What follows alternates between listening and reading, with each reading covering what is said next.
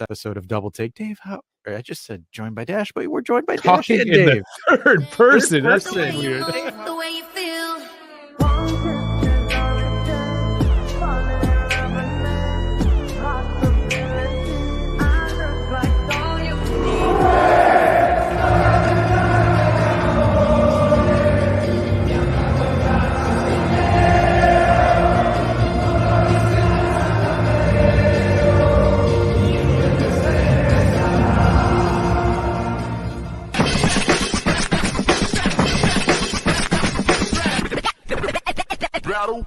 Good afternoon. Good evening. Hello, Juventini. Welcome to Matchday 1 at Udinese. We are here. We're going to do it.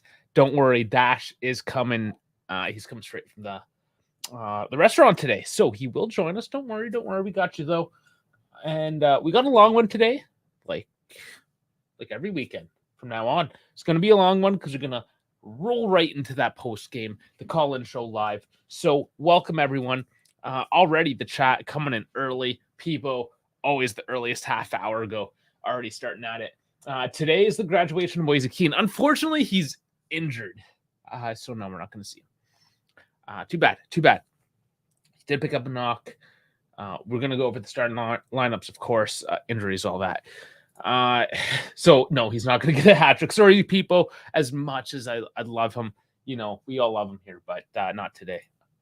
That was me replying to him. All right, Dan as well, coming in super early, saying, "Hey guys, Serie A is back." Absolutely. Silas as well, welcome in.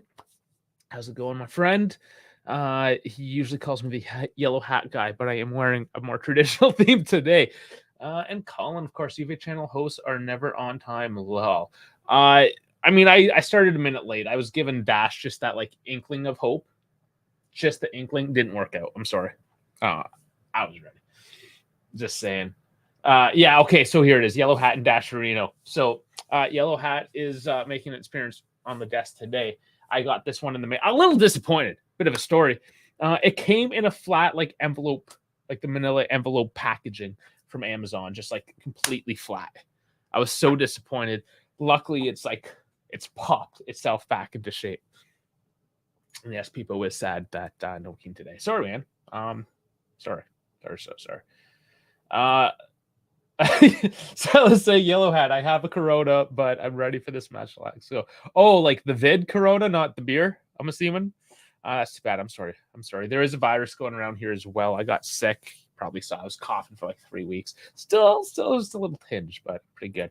And hola from Bones. Colin's holding us to higher standards, yeah, of being on time. We typically are. Very rarely are we not on time. What's my prognostic? Well, I guess you didn't see the pregame. It's a 2-0. We both called it 2-0. Also, Discord. Get in the Discord.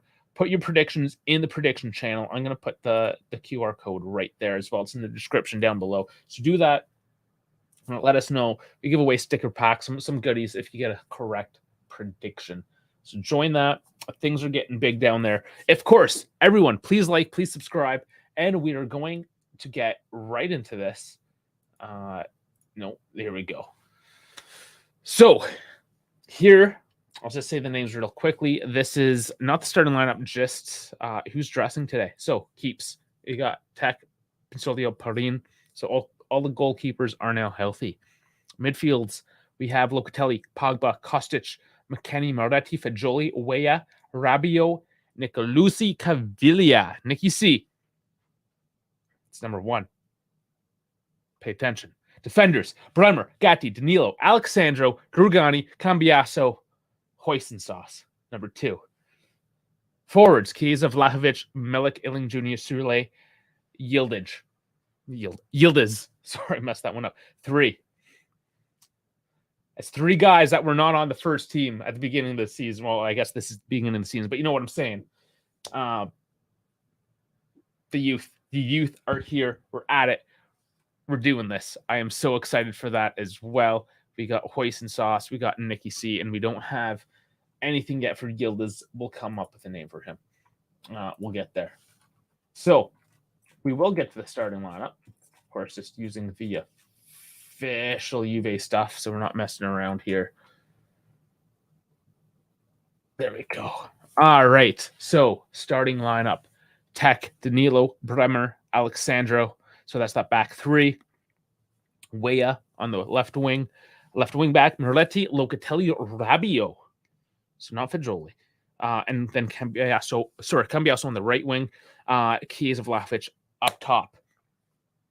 So obviously no Keane. We mentioned that already. So it is Chiesa, Vlahovic. Nothing wrong with that. Moretti going in. So Fajoli's not ready yet. Essentially, he's just not ready. Moretti's getting the start, and Alexandro is. I mean, he's got the trust back. He does have the trust back, so he is the bona fide number 3 center back. Gatti edged out number 4. I mean, it's only weekday. It's the first match week. We'll see. We'll see how this goes.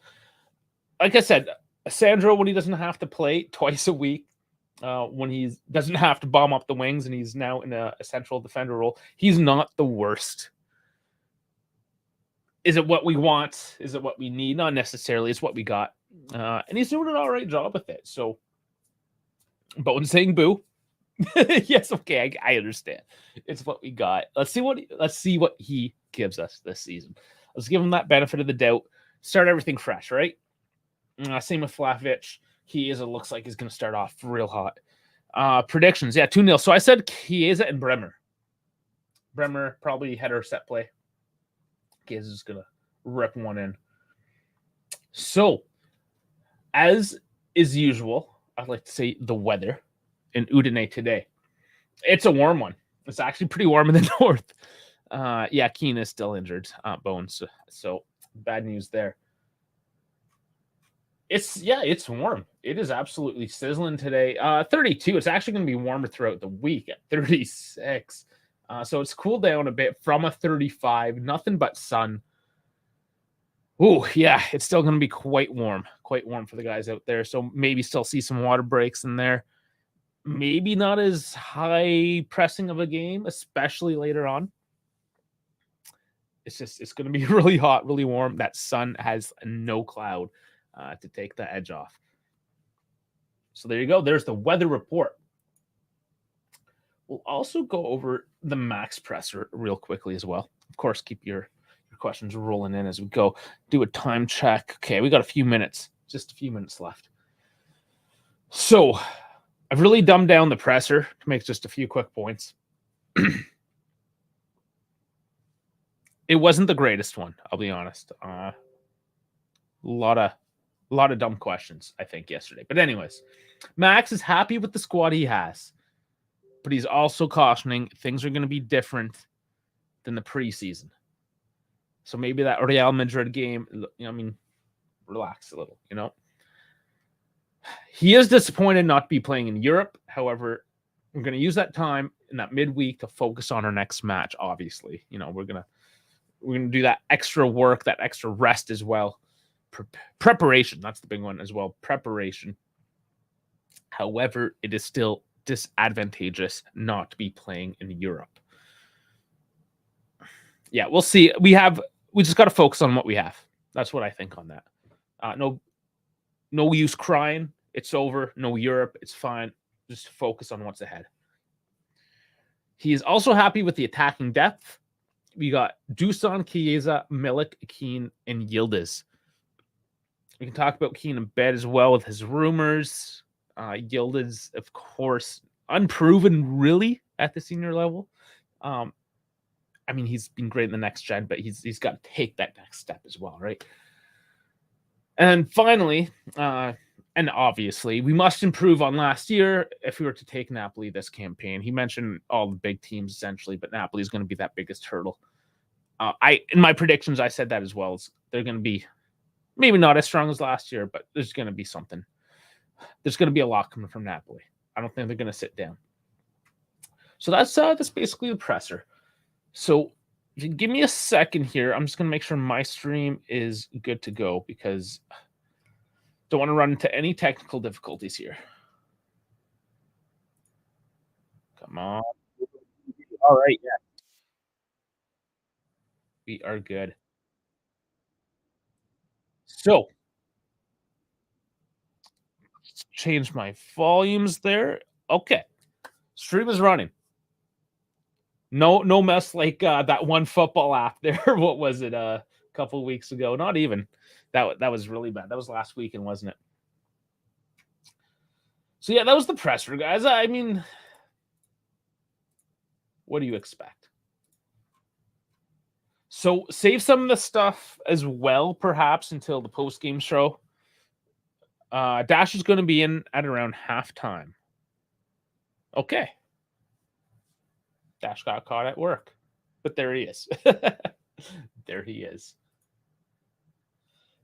Okay. I mean, I guess I'll cover it till then. I think our wingbacks take over the match coming in from Colin. We're gonna see they're the biggest surprise at this point. Absolutely. And yeah, Silas, hopefully you caught that. Dash is gonna be here at halftime. Okay, bring up the FOP mob here as well. Gonna take a quick look there. Also, Pogba, maybe 20 minutes today. Maybe. So 3-5-2 versus 3-5-2. Injured. Let's see the injuries as well. So just Mattia De Sciglio technically on the injured list for us. Mid-January 2024. He's still out a while, right? We might just forget about him by the time he's back. On Udinese's side, still Kingsley Hizibue, Gerard Delafia, and Enzo Ebase. Stacked benches for the most part. Marley Ake there. Arloni. Lazar Samardic not playing. Still don't really know. Don't really know what's going on with them. Do you guys want him? We can discuss that as well in the post-game show. Lazar. What do you guys think? Get the juices flowing. I know Misak is definitely going to be like, yes. Maybe not everyone. I don't know. It's for the right price. We got to be smart with this one. We still maybe have to move some people around. It's going to depend. They mentioned putting Ealing Jr. in. I'm not a fan of that. Bowen's crossing his finger, and Colin is like, screw that. We got this, boys. LJJ is saying Keane isn't injured, but Juventus punished him for being late to training. Again, those are rumors, though, right? So, rumors. Yeah, you got to kind of take that with a grain of salt. I'm not saying it's not true. Obviously, especially if they want to put him on the market, they're going to try to keep things hush, try to keep his market value up. I don't know. I thought he turned the leaf with that stuff. I can see him, unless he's really pushing to get traded at this point. But I can't see him at this point just doing something silly like that, trying to fight to be a starter. Or at least getting more minutes. That's what he wants, is more minutes. So showing up late to practice is not the way to do that. I'd be very surprised if it was, as reported, like just multiple days in a row, just always late. That's excessive. We'll see how that fleshes out, though, at the end of the day. We will see. So, I mean, that's that, guys. The handshakes are going on. Oh, another new training kit. I like this one better than the white one. I like the darker colors. Third kit's official. I like it myself. It's got that sort of like charcoal black, dark on dark look. I wish the logos were dark as well, so it was like a completely darked out look. But I mean, it's still pretty nice looking. And they are wearing it today, third kit. I'm thinking a couple weeks it's not even a couple weeks now. It's a few days when I'll be in Italy. I might have to pick that one up.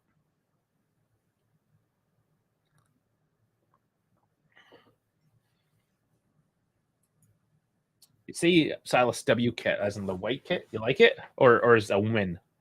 Is this kit a win? Okay, so VAR, Paolo Silvio Mazzolini, Antonio Di Martino. Cool. If you haven't already, get the predictions in on the Discord server. Chance to win some stickers, maybe a shirt if you get something crazy right. All Juve kits. So you like them all. They're all pretty good this year. I have to see that the away one in person personally at this point, I think. Okay, I'll get this score sheet going as well. Can't forget that. Get it ready this time for real.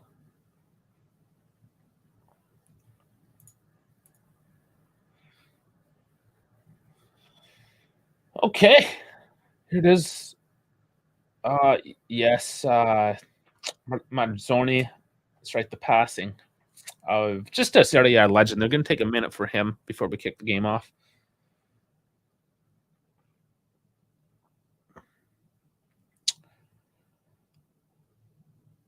No Juventus connection, but I mean, he played and coached for so many teams. So many. Carlo Marzoni, 1937, he was born. Is that 86? Quick math.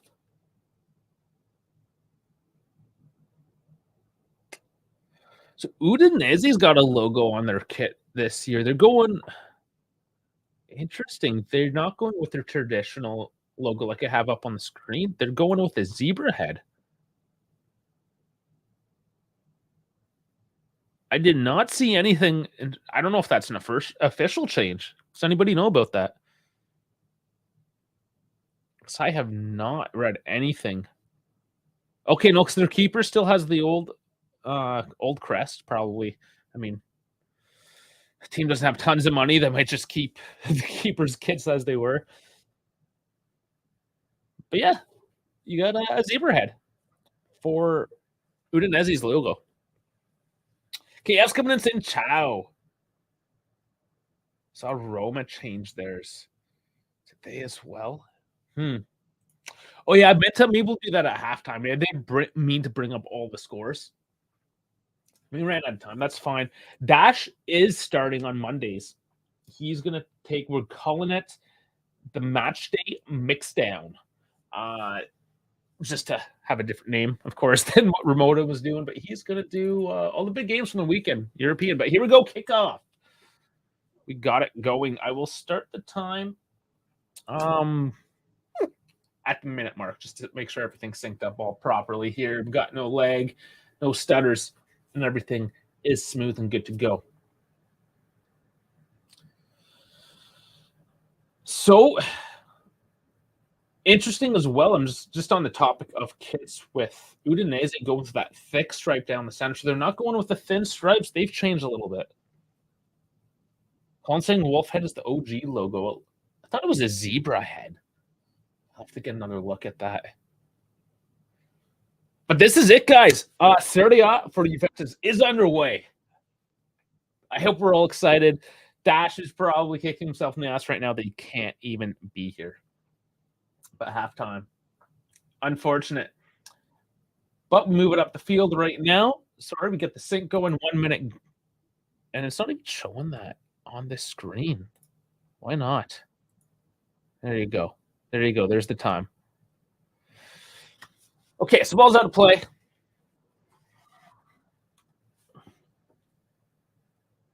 Very slow start to start this one off. It looks a little hazy on the pitch as well. It says it's a sunny day. There must be some smoke from the flares.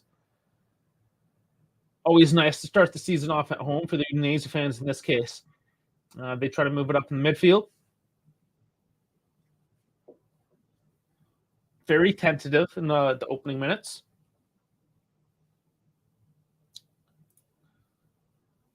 No big push. Oh, little giveaway. Vlahovic steals a Chiesa from far, and it's already in. Is it already in? Oh, man. Chiesa prediction. Number one prediction. There we go in the books. We got Chiesa right off the back, guys. That was only not even, that was like a minute 50 seconds. Oh, man. Oh, man. That was like just a little dribbler. Just a little dribbler. Man, he's amped up. Look at him. They're all amped up. Vlahovic, because that's an assist for Vlahovic as well. Wow. Really? Did we just start the season off in a minute and 50 seconds? Yeah, just a nice little easy. He shot it between the legs. Hit a bit of shin, not even much. Complete. That's what it was. No look by the keep. He couldn't see anything through the legs there. Completely planted on his feet. Completely. And it's not even like we got to look at it offside. It's just a clean goal. We're underway again. Udinese can kick this one off. Dash missing out. Man, oh man. Amazing. Okay, let's keep that up then. Whew. All right. Vlahovic with it. A bit too heavy of a pass out to Rabiot, though. That was another turnover in the midfield. That looks like a bit too heavy of a tackle. It's going to be turned over back to Udinese. Cambiasso gave a little push. I don't know. It was just a little one. It's fine. Slow the game down. Refocus. So Colin's calling for the wings. I called for Keys. I think Beppe called for a Keys, a first goal as well right off the bat. So things looking good. Udinese tries to push a little counter. Very sloppy. Cleaned up. Moretti crosses over. Not enough power on that one. Just kind of floats. Udinese pick that up.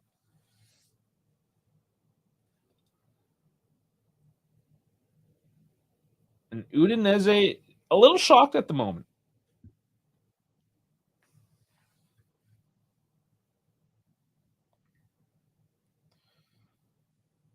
Justin Fowles is coming in with a W.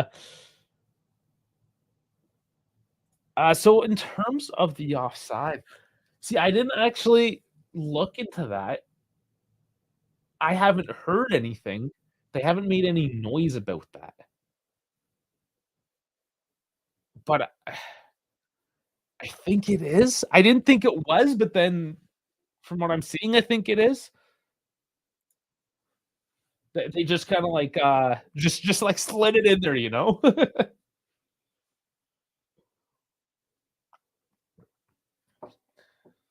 Sandro with it. Just a little bit of interchange. Setting up some passing triangles. Just kind of teasing Udinese at the moment.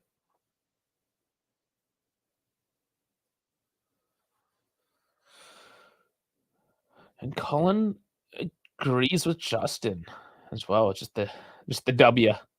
I like how we just talk in letters these days.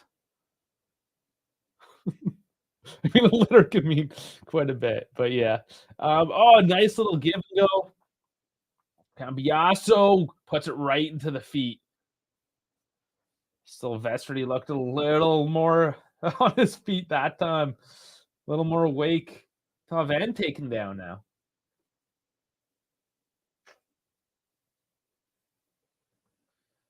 Oh, that was a Chiesa steal. Just, man, that's so nice how they can just like overlap on each other like that. That's something we missed a lot last year. That's why the interchange happened, because Chiesa and Cambiasso, they're kind of interchanging, getting passing lanes opened up. Very nice, very nice.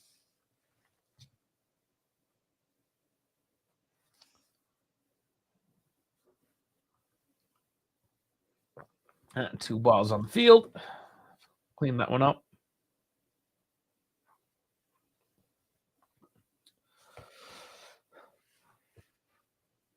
Udinese with the ball currently over the top. Oh, Almost a handball. What was he doing there? That was Beto kind of throwing a hand up close to the ball. He got lucky not to touch. But given back to Juve. Little header flick on, goes nowhere.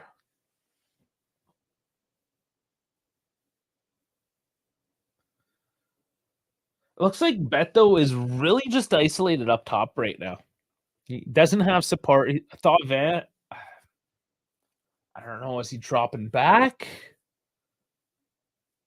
Doesn't really seem to be in it.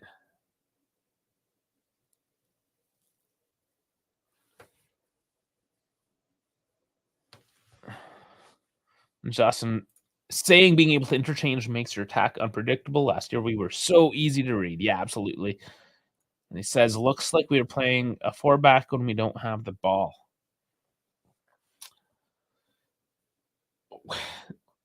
That's interesting too. Oh, hold up. Chiesa crosses in. That's cut out.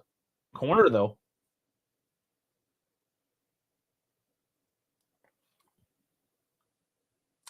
Yeah, we've seen that fluidity in the lineup, right? So it's not surprising. I'll try to pay more attention to that as well. You might be right. But corner for now. Chiesa's going to take it. No, he walks away. Where is it? Who? Okay, I can't. Again, 720p, guys. I can't see the far corner, as you know, in good detail. But the cross is in. Sandro doesn't really get it down. Way though, we'll pick it up. Bring it back to Tech.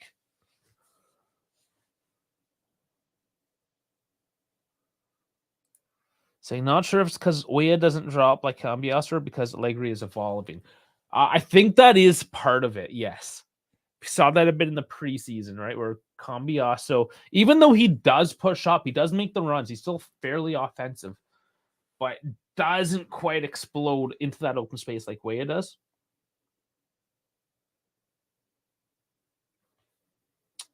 So yes, the left side as a result will be a little more defensive, but that's why I tend to see Chiesa. This is kind of how I'm looking at it. Chiesa drifts more to the left than he would to the right to cover that attacking space, or Cambiaso kind of lacks a little bit. So 10 minutes in. That's kind of a quick 10 minutes. That's good when that happens.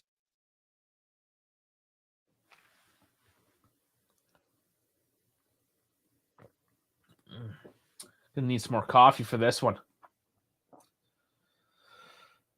Not because it's boring, just because Dash isn't here and I'm talking a lot. Way collects it on the right side. Locatelli out to Dusan. There's an errant pass. I can see what they're doing. He was looking for a Weah run, but Weah did not run.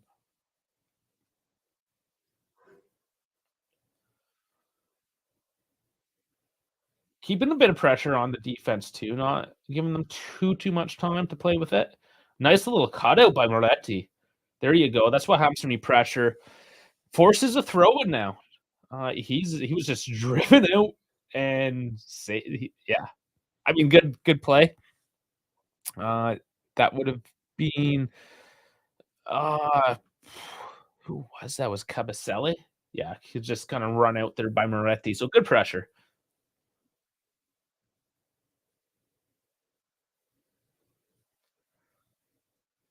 So those little plays, right? You just turn over possession, maintain that control. Control means pressure.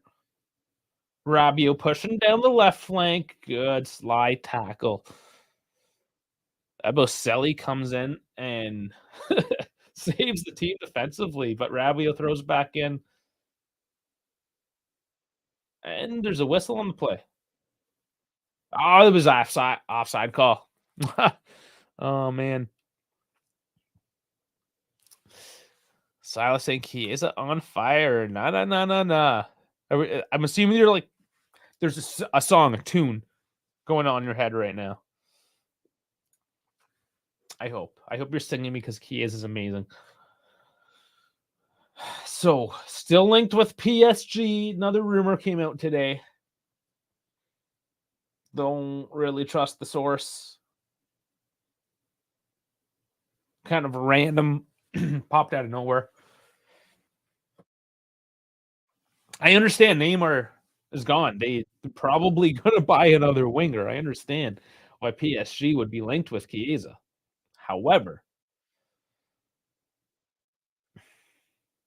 don't like it. Don't want to lose Chiesa. Don't want to lose Keane. Don't like either one of those rumors. People saying Juventus is focus. They do have the focus right now. It's only 13 minutes. We want to see him focus for or I said 60. No, we want 90. We want to focus for 90 minutes.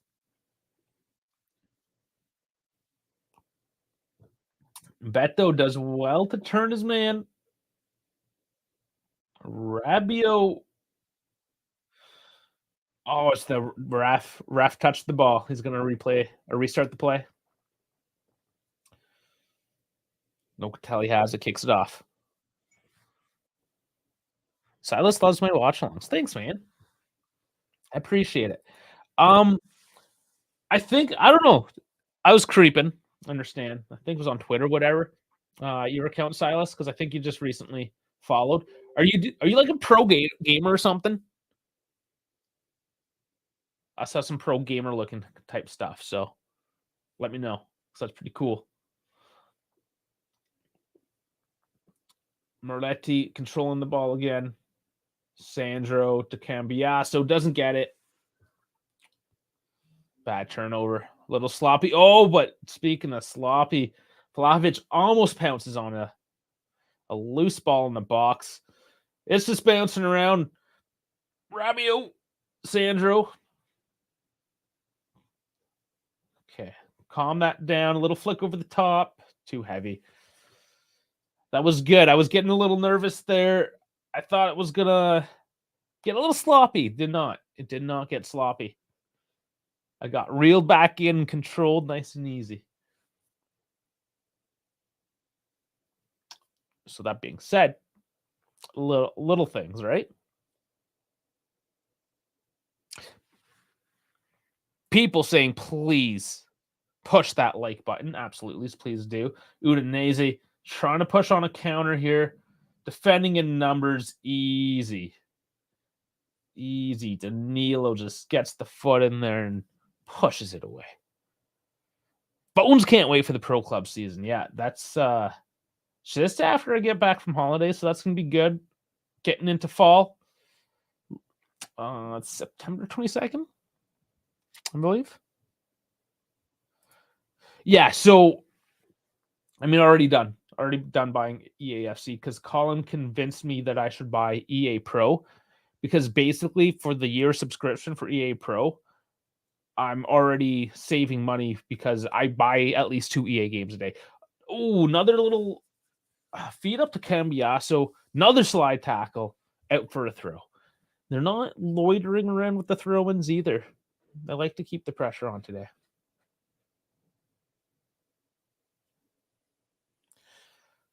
Very good control still with the midfield. Short little passes. Bring it back to the defense. Locatelli, as well as he has, drops back deep at the defensive line. Kind of plays as a center back with Bremer. Allow Sandro and Danilo to push wide a little bit, which makes sense because they used to be left backs, full backs, I should say. Way a nice little feet. Moretti turns it. Dribbling it. Oh, loses his man. Oh, Weah picks it up. Back to Vlahovic. Turn. Oh, he stood up, but Weah collects. Stood up again. Still with the ball. Danilo crosses in, headed away, out for a corner. Nice little play. Nice composure. No real finish there. But, I mean, tight defensive line, but Udinese down low. Good control. Moretti looking good there.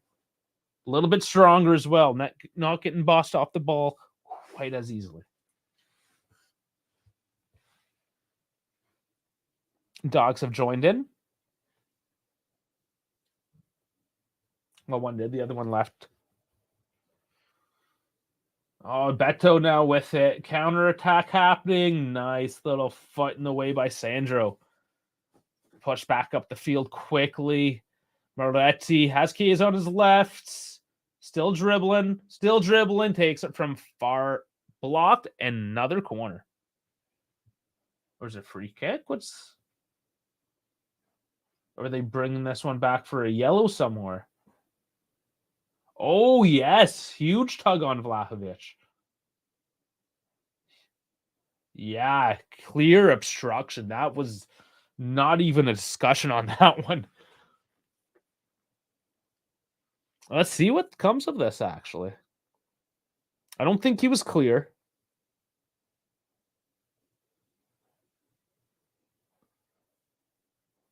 No, they're just going to give the ball for the corner here. So, bit of discussion. That was a heavy. Oh, taken quickly. Sandro has it. Turns, does not burn. That's a handball. We're going to the spot. Wow. And that was from an Alexandro. It was sloppy. Whatever he was doing, it was sloppy, but it worked. Oh man, that's too bad for Udinese, but you just make plays in the box and you never know.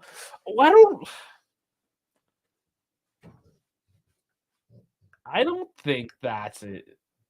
I don't know. His hand was sort of out, but wrapping. I honestly don't like that one. I thought the defender did well to really wrap his arm in. It was behind him. I mean, it was slightly, yeah, but I mean, here we go, Vlahovic on the spot. Let's get ready. Let's not talk about what it should not have been. Here's just the run up as he does. Left corner. Number 2. Dusan Chiesa. Booyah. I kind of just knew at that point. I just kind of knew. Did anybody just think that one wasn't going to go in? 2-0. It's already 2-0. Our predictions. Let's get into the Discord. I got to get into the Discord because somebody had a crazy prediction. And I'm like, no way. We're already at 2-0. Bringing it up. Misak said 4-2. David said 3-1. KF said 3-0. Frankie, me, and Dash said 2-0. And Silas gave us a 4-1. Okay. There you go. So we do have some heavy predictions already. 20 minutes in, 2-0. And, of course, let's update the score. There we go. Wow, breath of fresh air. Justin asking how to get into the Discord. All right, so I do have that QR code there in the corner. You can scan it with your phone. Also, if you look in the description of any of our videos, the Discord link is there as well. So yeah, please do join in. And if you play or are going to play EAFC Pro Teams, that will be the launching pad for that. Udinese now looking good. Ooh, was that not a penalty? He got tripped in the box from behind. That was on Thauvin. That's going to be very controversial. But that Udinese continues. Beto with it now. Trying to force his way through. Crossing, that went off Beto. And it will be a goal kick. Wallace protesting that. I think the ref looks like the kid that got pecked on in school, and now he's just like huffing and puffing because people are yelling at him. All right, let's look at this. Oh, there wasn't any contact. Rabiot barely even touched the ball, and if he touched anything, he touched the ball and not Thauvin. So no, I think that in that case, That's the right call. Going back to the previous penalty there, Nick saying slightly left it out. His hand, yeah. Slightly. And does actually see that quickly? Wow. And he says it has to be a pen these days. Bones asking how do you fix the rule, though? It's hard. You have to look at the spirit of the rule, right? Like if he's wrapping his hand behind him in every attempt to get his arm out of the way, and he was wrapping it before the ball even left the guy's foot, I think in that case, it's not a handball. But yeah, they pretty much do call anything in the box a handball. It's a tough one. They'd have to make some sort of decision. They have to call everything, but that's rough too. They just call everything. Just gotta put your hands in your pocket at that point. People just saying Vlahovic stays. 10 days. There's 10 days left in the Mercato. We'll see. Lots can still happen.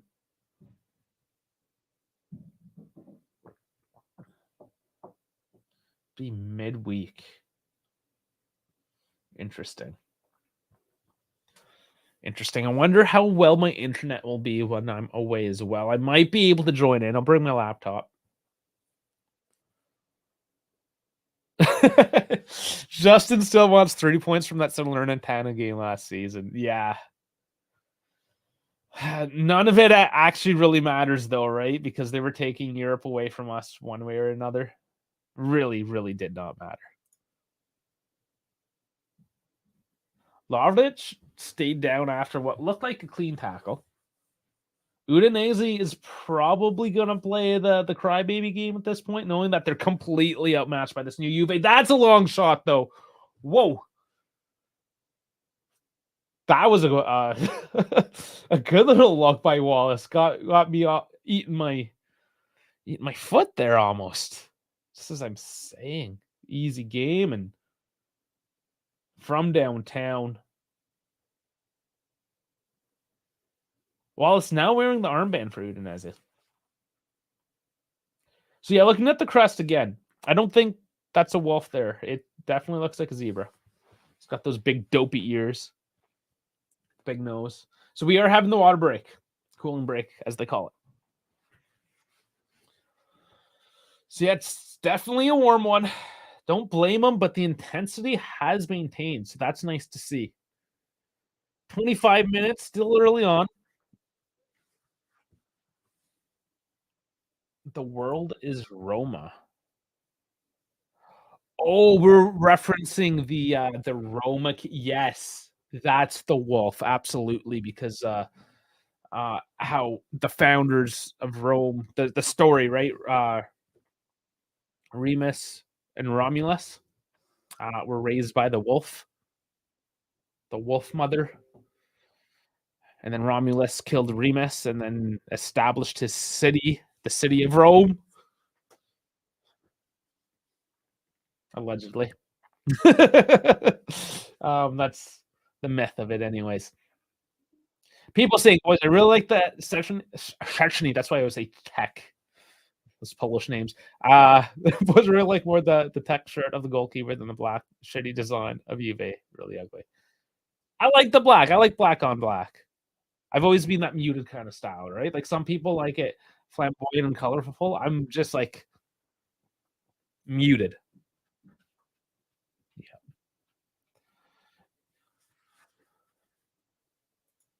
Like the second kit, and that's actually what I'm surprised with. Our second kit would have typically been reserved for the third kit, and an all black kit would have typically been a second kit. Just switching it up.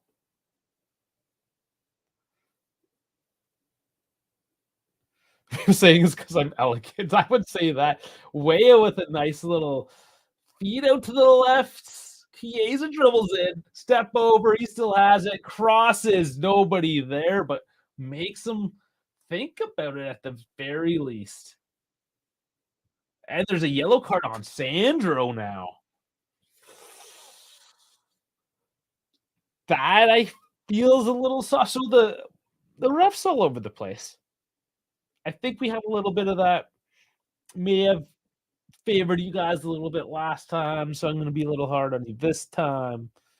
Trying to compensate. Ref is all over the place. Don't like that.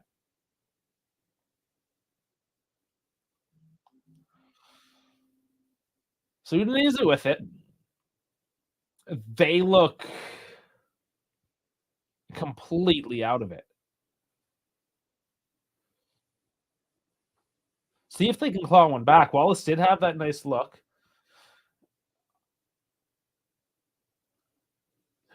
They move it out to the right side now, trying to exploit that empty space that was left for them. Beto tracking back to collect it.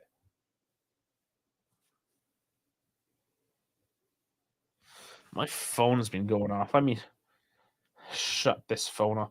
I don't know how it turns itself on. I checked earlier today. Is my phone on vibrate? Yes.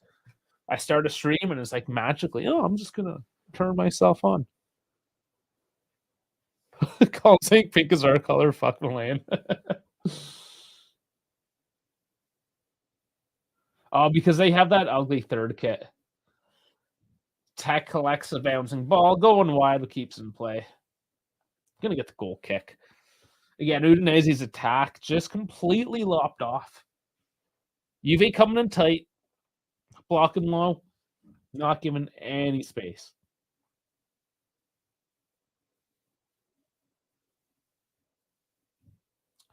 Anything Udinese's done has mostly been pushed from the outside, which is what you want to see as well, right? Like if you do give up shots, let it be from the wide angles or from long out, which they've been doing. Moretti gets pushed off the ball that time. Chiesa doesn't win that one back either. So Udinese's starting to get a little scrappy.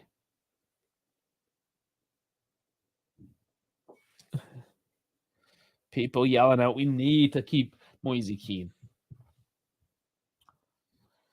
I have a feeling he might be the one sacrificed now that Yield has been called up, you know.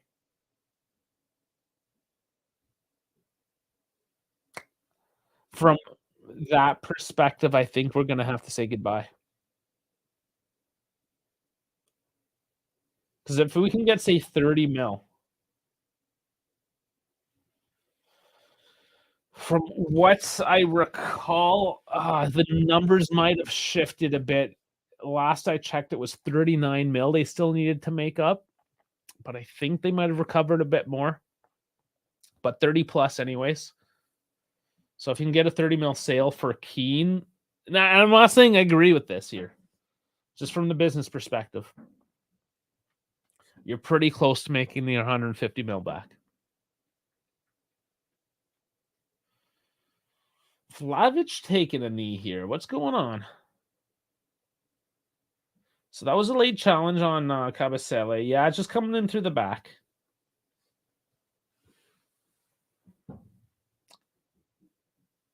So there were studs up, though. Vlahovic not happy. He's going to get iced up, I think. Yeah. No, just talking to the trainer. Doesn't actually come off.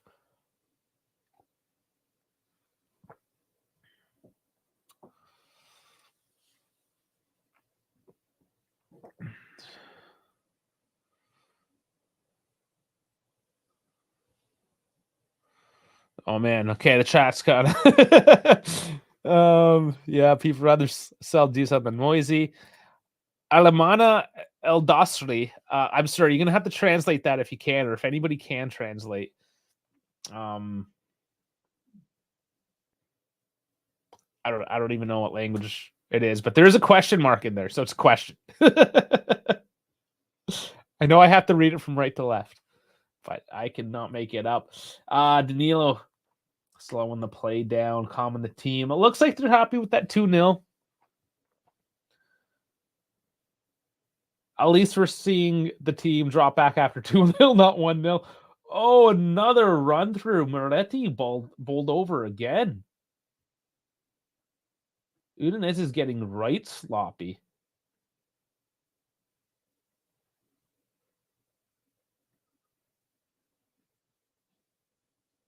It wasn't too bad. He was already kind of off his balance, so no card. Oh, Colin says it says Intermerda. Question mark? No, you're just making that up. Cambi also looks like he's been playing the team a long time. Yeah, he kind of does. He doesn't look out of place. We are not doing the Twitch this season. No, that was a bit of a failed. It's a bit of a failed attempt. So Twitch is a funny platform. I don't know. I'll just leave it at that. I don't want to rant in the middle of the game. You're gonna miss things. If you stick around later, we can talk about that. No bitterness or anything. It's just, I mean, the situation is what it is. But that's fine. It does actually let us focus in on our YouTube channel. It was a great opportunity. Just starting out, get that exposure. I did get my face on the preseason hype up video there today on Twitter. So, I mean, there's some cool things that happen of it. Justin saying Moretti's looking good. Yes, people, Moretti is a little bit bigger. Oh, they said, do you support? Was that the Arab writing we're talking about? Do you, or who do I support? I'm assuming. I mean, I think it's pretty clear who I support. No, I'm wearing all the stuff. Silas is counting down the time till dash. 15 minutes till dash. Here we go. Udinese still with the ball here. Not much happening. They're just going back and forth. Oh, Weah got dummied. But Danilo getting a yellow for that? Oh, man. That's rough. This guy's yellow happy at this point. It's like nothing for 20 minutes. Now he's just throwing them out. We did say Danilo, most yellow cards this season. Locatelli as well. Danilo's winning. And Sandro, for that matter. There was follow-through. It wasn't super aggressive. It was aggressive, but it wasn't. I don't know.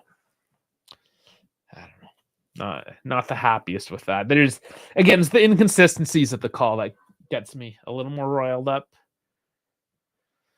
But here's the free kick, curling in, headed away, no problem. Away coming on his opposite wing, feeding out Moretti on his opposite side as well.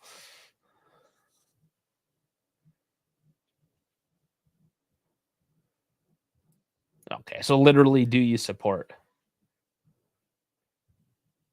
Well, if he's asking if I support Juventus, then yes. Otherwise, not really sure. But I mean, ask again. We do.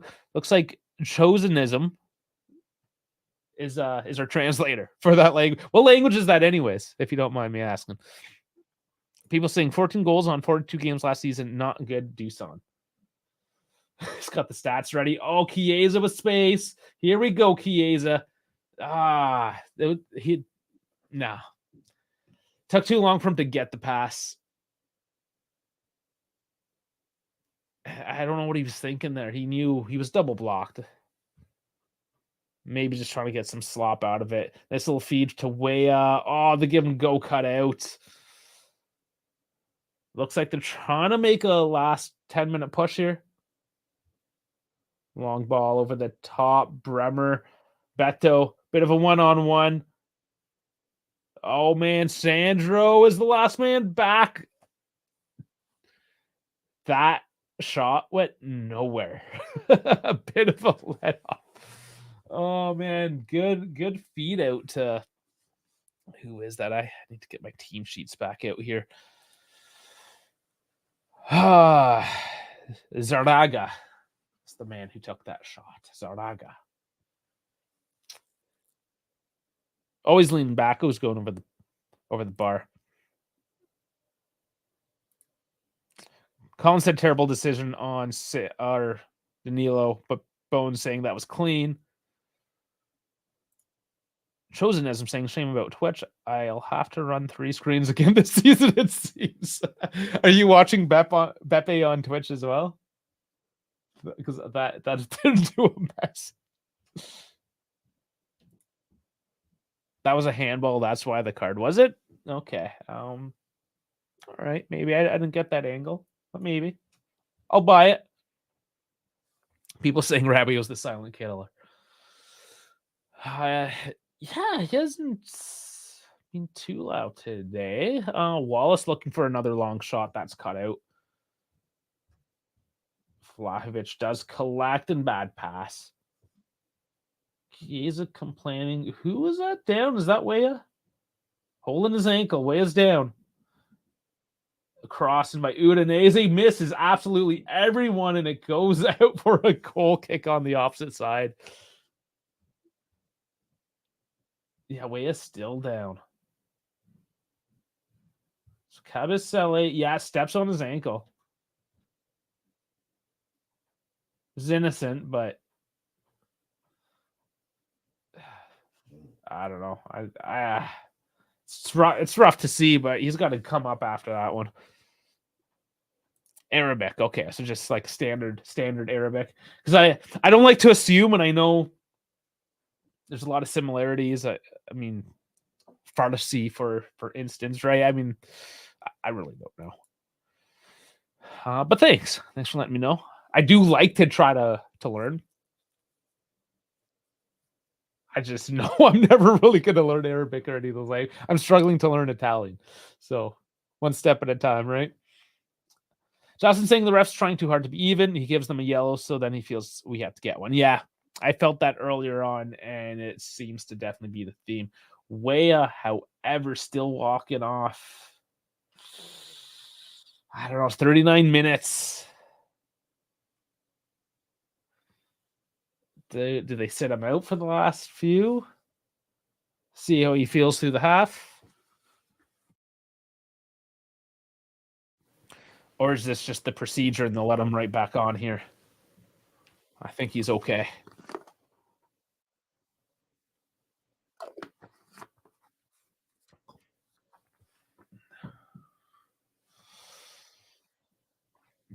So Tack just dumps it back out long. Straight give back to Udinese for respect, but they give it up, and here's Danilo. That is quite the waste. Okay, so Josenism says Pepe's on his iPad on mute, supporting with a view out of principle, as I don't know Italian. Yeah, that's nice. Yeah. Yeah, me and Dash are, I guess, really on the YouTube side. Well, on both sides. There's nobody on English and Twitch. I don't know if the other channels are doing watch-alongs. They hadn't done them regularly, so we might just have to be your English commentators. I'll take it. For your only choice, I'm going to take it. I'm going to take that market share. So saying, please don't get injured.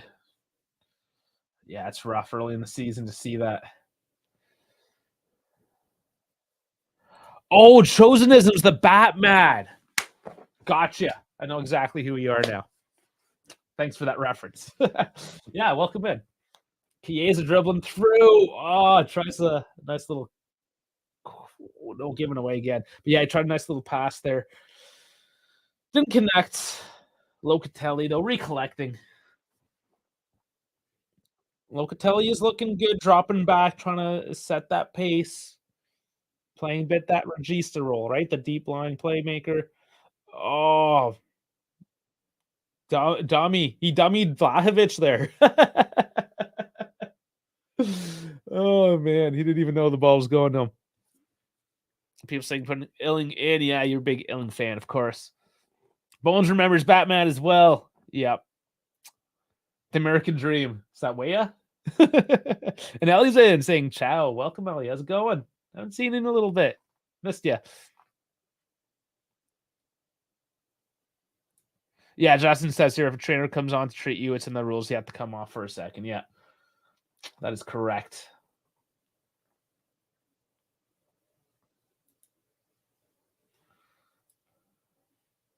He is there, though. He's back. He's running. He's looking good. Yeah, I just wasn't sure if he was like coming off, you know, or if it was just one of those Okay, I'm just gonna hang out. Van takes a long one. Man, they're getting underneath all their balls. Got to keep their balance a little better.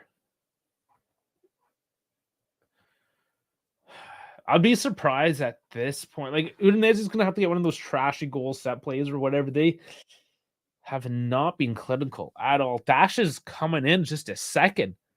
Not even halftime. Almost halftime.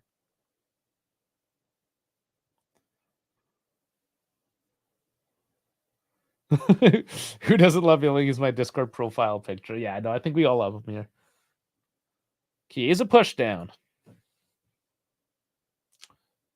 That's going to be a turnover. Nothing serious.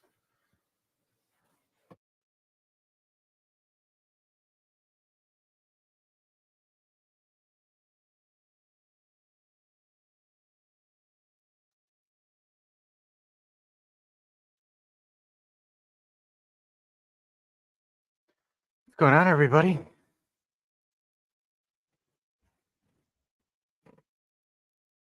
Dave, did you mute yourself, or am I not able to hear you? Yeah, sorry, I was coughing. okay. So, I mean, Got got a nervous. dry mouth here. I had no co-host. No, I'm so sorry. I'm so sorry. Rabio Yeah. tries feet to Weah. Locatelli gets a little sloppy on it, but collects. Pushed over. He's bulldog. He keeps it. Gives it away. Justin says, I still remember Moretti's first game where he didn't misplace a single pass. Yeah. Cambiaso. Takes it wide. Hucked it a little. Got around that ball a bit too much. Silas has been waiting for you all day. I saw it. I saw it when I was on the thing. I was like, I saw him. He wanted it. I'm like, all right. What a bad. All right, here I am. Surprise. Both saying Rabio really needs to practice his passing. Is that not the greatest? I said that. Yeah, I you said did. that for a while. Yeah, you did. I'm just kind of curious. Are people going to be raging right now? Oh, wait, never mind. Just kidding. Chiesa or Moretti with some sauce. No, Chiesa with some sauce, because those two are interchanging with each other. And I'm getting confused now for some reason. But I mean, Moretti has looked Chiesa-esque at times. I saw there's a couple of actions where I'm like, his aggressiveness, the way that it's grown, has made me so happy. Yeah. Is your time sync though? Where are we at? I want to make sure we're not completely. I'm 2 seconds ahead of that. Two ahead of the timer right here. Yeah. That's up here. All right, give me. I'll set it. Don't worry, buddy. Okay. I'm like 15 seconds ahead. Udinese trying to mount a last minute counter. Another long shot. Tech pushes it out for a corner. Had some spin. A little hard to control it. Tech manages that. That's Tove trying to make something of it, but he's got a sloppy foot today. Ellie, however, now that Ellie's here, she actually commented in our pregame to watch out for Tove. Yeah, you know what they were calling Beto and Thaven? They were calling him Beethoven. They were like, yeah, the Unde fans are calling these guys Beethoven. And I'm like, that's really corny, but all right. Yeah, I mean, it's like a Bradgelina, right? Yeah. Something like that. Yeah, it's cute. It's cute. What can I say? He's okay. He's okay. I'm kind of curious on the old Twitter sphere or the X sphere. All of the Juve Semites are complaining about this time. Because I mean, two goals in less than 20 minutes. I mean, that's not possible. Not with Mr. Negative Footy. Well, Udinese trying to make the last little bit of a push. Got 3 minutes. Let's see. Not out of the woods yet. Colin is fanboying. Who you fanboying over now? I think he's saying that Silas is fanboying. Oh, over you. Yes. It's okay. I deserve fans, even though you're technically the celebrity of Yeah, the I two mean, of us. you should take what you can get because, Yeah. I I mean, Dave, come on. I was about to sit there and be like, shit, can I get your autograph now? My dude was the opener. It wasn't even like Beppe, you opened. which I thought was awesome. Well, there was a guy before me. Yeah, he wasn't that important. Nobody notices him. It's probably because I was yelling. Probably. I should have yelled on. I should have yelled on my clip. It's like, to be honest, it's like because like some people are like, "Oh, Dash wasn't in on it." I'm like, guys, to be honest with you, my clip was ass. Like it was not that good. Oh, feed to Weah, crosses back. Rabiot holding off. Space there to Cambiaso. Ooh, okay. Chiesa now. Yoink. Back There foot you go. crosses it. Crap. Oh my god, yes! Oh my, is that Rabiot? Goal number 1 by Rabiot. What a cross into the box. It's 3-0. Fuck, I was 2 seconds ahead. Jesus God damn it. Christ, guys. What's going on? You could have. Oh, it was 2 Oh, seconds man. ahead. Oh, shit. Wow. Back heel, cross. Silvestri can't get anything on that. Completely misses it. And it's an open net for Rabiot to dunk it into. What a dime by Cambiaso, though. Jeez. Straight dime. 3-0 going into the half. What's going on? Man. I'm like. I think the only thing that we're missing for Frankie calling Rabi goat, the only thing we're missing for Frankie right now is Gotti scoring and Frankie's creaming all over his chair. Oh, man. Yeah, I mean, Sandro hasn't looked the worst, but we talked about that. Sandro Gatti. Holy shit. I'm a little bit speechless. When was the last time? I didn't we say this coming into preseason? I mean, hell, our Serie A predictions video, we were saying it like, guys, there's some oil and garlic here. We just like, I don't know, man. Like, for example, I think a lot of people were reading in too much to the Allegri press conference. Like, they're like, oh my gosh, he's not a Juve manager. A Juve manager needs to, like, dude, chill. That was a trash press conference. What? I went over that as well. Like, I super abridged the press conference because it was so pathetic. It was, but everyone's like reading into it like it's like gospel. It's like, guys, chill. No, it was more like Max, like another year of this crap. All right, like sure, let's go. Yeah, Udinese though, just trying to throw balls at the net at this point. Nothing's going through. Juve just gonna hold on for that whistle. Seconds left. Sure, there'll be a little bit added on. Pavea crosses, goes nowhere. Rabiot will collect. Chiesa with a bit of trickery today. Not always working out, but I think we can safely say that Chiesa as a 10 is fucking awesome. it's looking good. Like, man, you guys got to give me like something for seeing into the future or something like that. Did I miss something this weekend, or is this just a general hate on Bruno Fernandes? Saying No, he was ass. He was ass. I watched that game, the Tottenham. Yeah, I watched the Tottenham highlights. United. I did catch the highlights. Yeah, He was. God, man, I watched so much footy this weekend. My brain's fried. Like, it's okay because you're gonna do the match week. Is it match week? Come on, you forgot the name already. Match day. Yeah, match day mixed down because it's MD. Yeah. Yeah, MD. Match day mixed down. Yeah, man, match day mixed down. Yeah. Holy smokes! Like, yeah, I've been nonstop watching footy. I'm surprised my phone hasn't exploded on me yet. As it goes off. So there's the half. There it is, halftime. Booyah. Booyah. So man of the half so far, I think it's being yelled out anyways, is Chiesa. No, surprisingly, it's the Ducey boy. The Ducey's got a goal and an assist. Yeah, if you're talking about the sheets, I think in terms of just like eye test. Yeah, if it's eye test, I would say it's going to be a tie between Cambiaso and Chiesa because those two are Yeah, absolutely Cambiaso's electric. look good. I'm a little bit surprised that Weah was not utilized that much. They tried to push a few plays up the right wing and it didn't really work. So I don't know if they're trying to defend more on that flank or if he's just not on today and Cambiaso is on. Maybe. But I mean, that's not bad. That's not a bad thing at all. No, it's not. It's not at all. Yeah, man. It's 3-0 at the half. I Holy don't. smokes. It's crazy. It's I know. crazy. I know, Oh, we they're just showing gotta the VAR here, the onside. get Oh a man, get a completely bunch of onside. Yeah, so bunch of. it's 100% the new offside.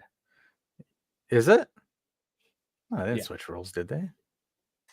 That was a discussion early on, and I think they just snuck it in without actually officially announcing that they're changing the rule. They made Wow. no fanfare over this. Yeah, it's interesting. Paramount's not even showing any of it. So Paramount's like, hey, we don't care. No problems. Well, Watch they our terrible do. ads. Yeah, well, that's the thing. At least with Fubo, they don't Yeah, have because you're ads or yeah. halftime shows. It's the same feed, but we don't have the pre, post, mid stuff. No, you just have the field post.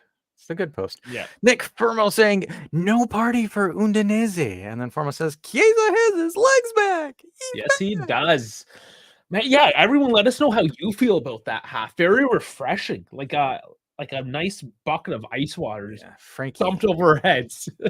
Frankie says Chiesa should have been playing in this role. I told you guys as a 10. I thought it didn't. I said this on a video, guys. Pull the clips back up because I said Chiesa in front of the box in the middle of the pitch is deadly. Where did he score his goal? Outside the box, dead center.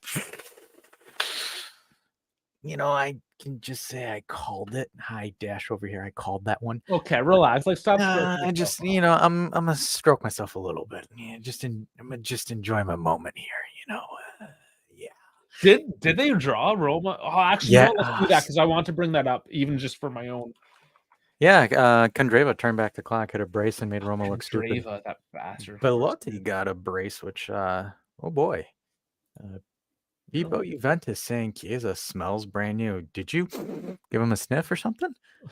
Max J coming in with saying, I love that our mindset seems to have changed. We finally allow ourselves attacking football, being creative, and players having fun. Thank you, Papa Allegri, that I'm allowed to see that in my lifetime. Hey, man, that's what he was building for.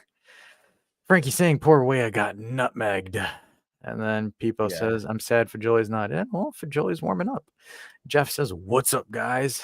Helicopter says, in my opinion, Moretti should stay too. I believe him and Hans will both be staying. Frankie saying, everybody in that stadium is shirtless because of the heat. Yeah, they are too. Yeah. They're just going around like this. This is Chosenism. Yeah, Chosenism. Interesting. That's Which is the Batman. We found out he's the Batman. Oh, he's the Batman. I love how he has the most creative names ever. Says they didn't want teams to fight over Morata. Touche, my good sir. Frankie saying, I only got to see the third goal. Oh, no, he must be working. He is working. Nick Yeah. Formal saying, I was replying to no gatti, no party. Frankie saying, I got to go back to work now. All right. Hi, Frankie. Bye, Frankie.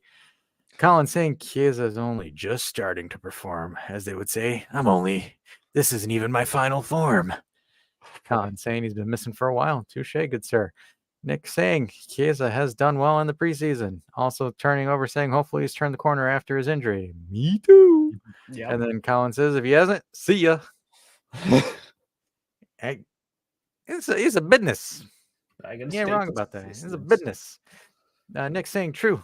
Just needs to stay consistent now. Alrighty, Dave, you got something you want to share? Napoli with a 3-1 over Frozone, and Mr. Oiseman needs to get checked for performance-enhancing drugs because the guy nearly tore a hole in the net.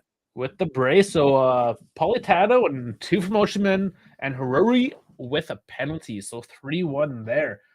Verona over Empoli 1-0. Bonazzoli getting that in the 75th minute. Fiorentina over Genoa 4-1. Baraghi, Bonaventura, Gonzalez, and Mandragora, our old boy, scoring, and Berlaschi on Genoa with their lone goal. Inter over Monza 2-0 with a brace bar by Lautaro Martinez. Oh. I was like wondering, I'm like, where'd Dave go? And then that Atalanta or Sassuolo too. I went back on the wrong page. Arslan says, I missed you guys. Well, Arslan, we missed you too. And then Max J coming in. If Chiesa has 3 more games like this, his market value is up to 60 to 70 million easily. It's about 40 million according to Transfer Market. And Sila says, RIP, Mr. Yellow Hat. Oh, yeah, excellent laugh. Interesting here. De Ketelaere, now that he's on Atalanta, gets one in the 83rd and 93rd minute goal as well by Sorte. Atalanta taking it late on that game. Yeah, yes, he did. Yes. Roma Salernitana at 2. Velati brace and a Candreva brace. Very interesting. I'm gonna have to catch the highlights on that one. Oh no, hold on. I want to look at, yes, they do. There's the wolf. They did change to the wolf because Udinese is rocking a zebra. Lazio is currently up 1-0 at half over Lecce. Mobile goal. And of course, 3-0. Chiesa, Vlahovic, and Rabiot. Oh, yeah. All right. So there's the scores thus far. We've got a couple of Monday games as well because screw those guys. A lot on a Monday.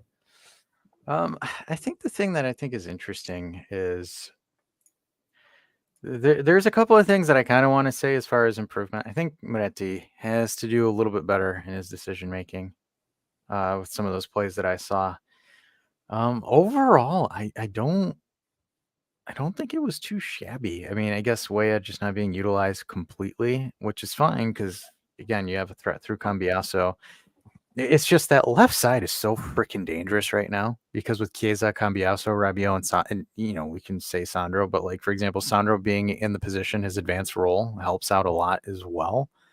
So it's interesting when you're looking at it. But like for example, our midfielders are doing quite well. I'm kind of curious to see what the subs are. But again, while Dave goes and takes his old man break or his boomer break, as he likes to say it, hey, he's giving me a race to the glass. Guys, throw in some of your highlights and your low lights of this first half. Because, like, for example, for me, my highlight is Chiesa hitting that banger from outside the box at the center of the box is a true number 10 wood. That's going to be one of my highs. I think Cambiaso with that absolute filthy cross with his left foot as well. That was pinpoint accuracy to Rabiot's forehead. Really hard to hit Rabiot's forehead from that distance. Nice stuff. So, kind of going it from your perspective, guys, let's see what you guys think about Arslan saying Chiesa was the most beautiful start to the season. Giuseppe called it. He did say it on his Instagram that Chiesa is the first goal scorer of the season for Juve. Chosenism says the takeaway for me today, there was no sitting back after the first goal. Yeah. Yes, that is true. Colin saying, all right, lads, see you at the Colin. Again, guys, post-match, we will be doing a call-in show right after the final whistle, so you guys can hop in, talk about your stuff, complain about Allegri out. Get it? See, it's a joke. Nick Fermo saying, highlight, we actually look good attacking. Touche. I think that's what you have with this new inverted winger play. You can see Cambiaso and Weah being pushing forward.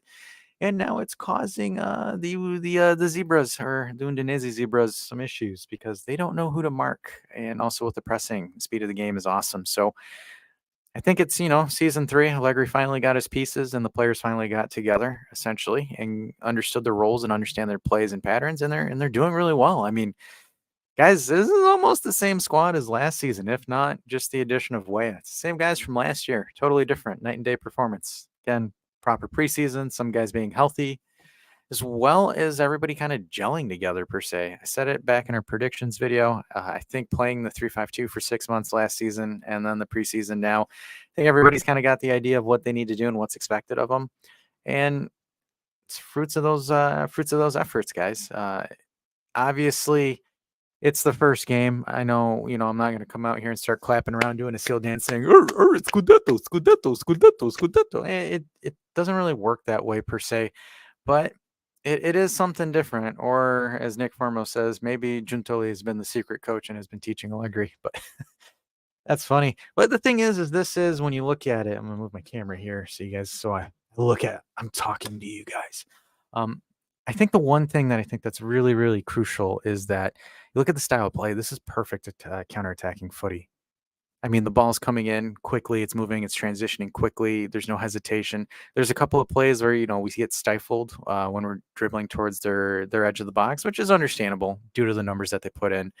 But, just the movement of play, Chiesa being able to facilitate and be the fulcrum in the middle, which is awesome.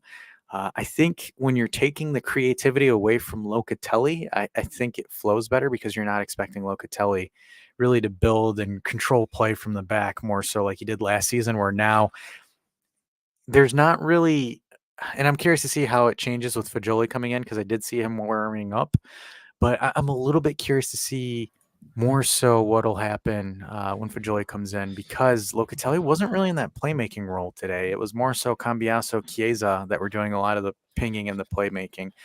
So the thing is we went through 45 minutes, 3-0. I'm kind of curious to see how we respond after going up 3-0. Are we going to sit back? Are we going to push for a fourth or a fifth? That's going to be interesting to see. I mean, Dave, what do you think? They going for broke? I think we got a lot to prove, and the boys are fresh. We can't expect this every week, like week in, week out, especially against the bigger teams. But if we can say smash another win, come out hard, smash another goal, I should say, get a fourth, and then just kind of sit down, let it slide, get some fresh legs. I see Weston McKennie out there right now, maybe some Fajoli, get Pogba some minutes, that kind of thing. Manage that game. And you know what? If I have to fall asleep for the last half hour, cool. For now, Yeah, I'm I happy. think one of the trending things that I've seen so far on X right now is everyone saying, "Well, it looks like Kostic is on the first plane out here."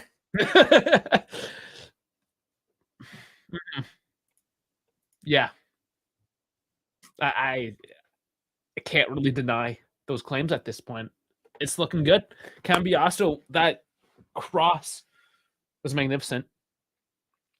Like it wasn't anything short of perfect, essentially, right? So where does Kostic go? 15, 20 mil? Yeah, I mean, he was here for a year. He did a job. I like the guy. I think you just got to take the emotion out. I mean, a lot of people clearly don't have any emotional connection to him. We thought it was cool to have that Serbian connection, right? We thought maybe we'd get SMS, and then there was a third one. you know the irony of that Serbian connection. It was only one assist between the both of them, so it wasn't even much of a But we connection. talked about Ironically, with Weston and yeah. right? No, So I got just like the locker room, you know what I'm saying, right? And also we have Lazar Samarditch as well, Serbian, right, on the radar. So it could have been this whole like Serbian revolution. But at this point, I mean, there might not be any Serbians on the team at the end of the transfer market for all we know. I know, right? So, the funny thing is, so on our Discord, on our predictions tab, I'm keeping tally of who's been correct so far with predictions. And right now, Bones and KF Squad have the dubs. Yeah, They're both at 3-0, so it can change. But you never know. The funny thing is I'm also reading, and our good friend Misak tweeted, second striker Chiesa doesn't work my ass. That's where he needs to play. Gotta love it when Misak chimes in. Yeah. He takes a little bit too much to heart sometimes, maybe, but he is correct. Absolutely. His heart is in the right place. But calm down, my friend. Calm down, Misak. Why we love him. Arslan saying the speed of the game was amazing and the first touches looked perfect. Yeah, I'm gonna say this. Dusan does not have the touch of a bus.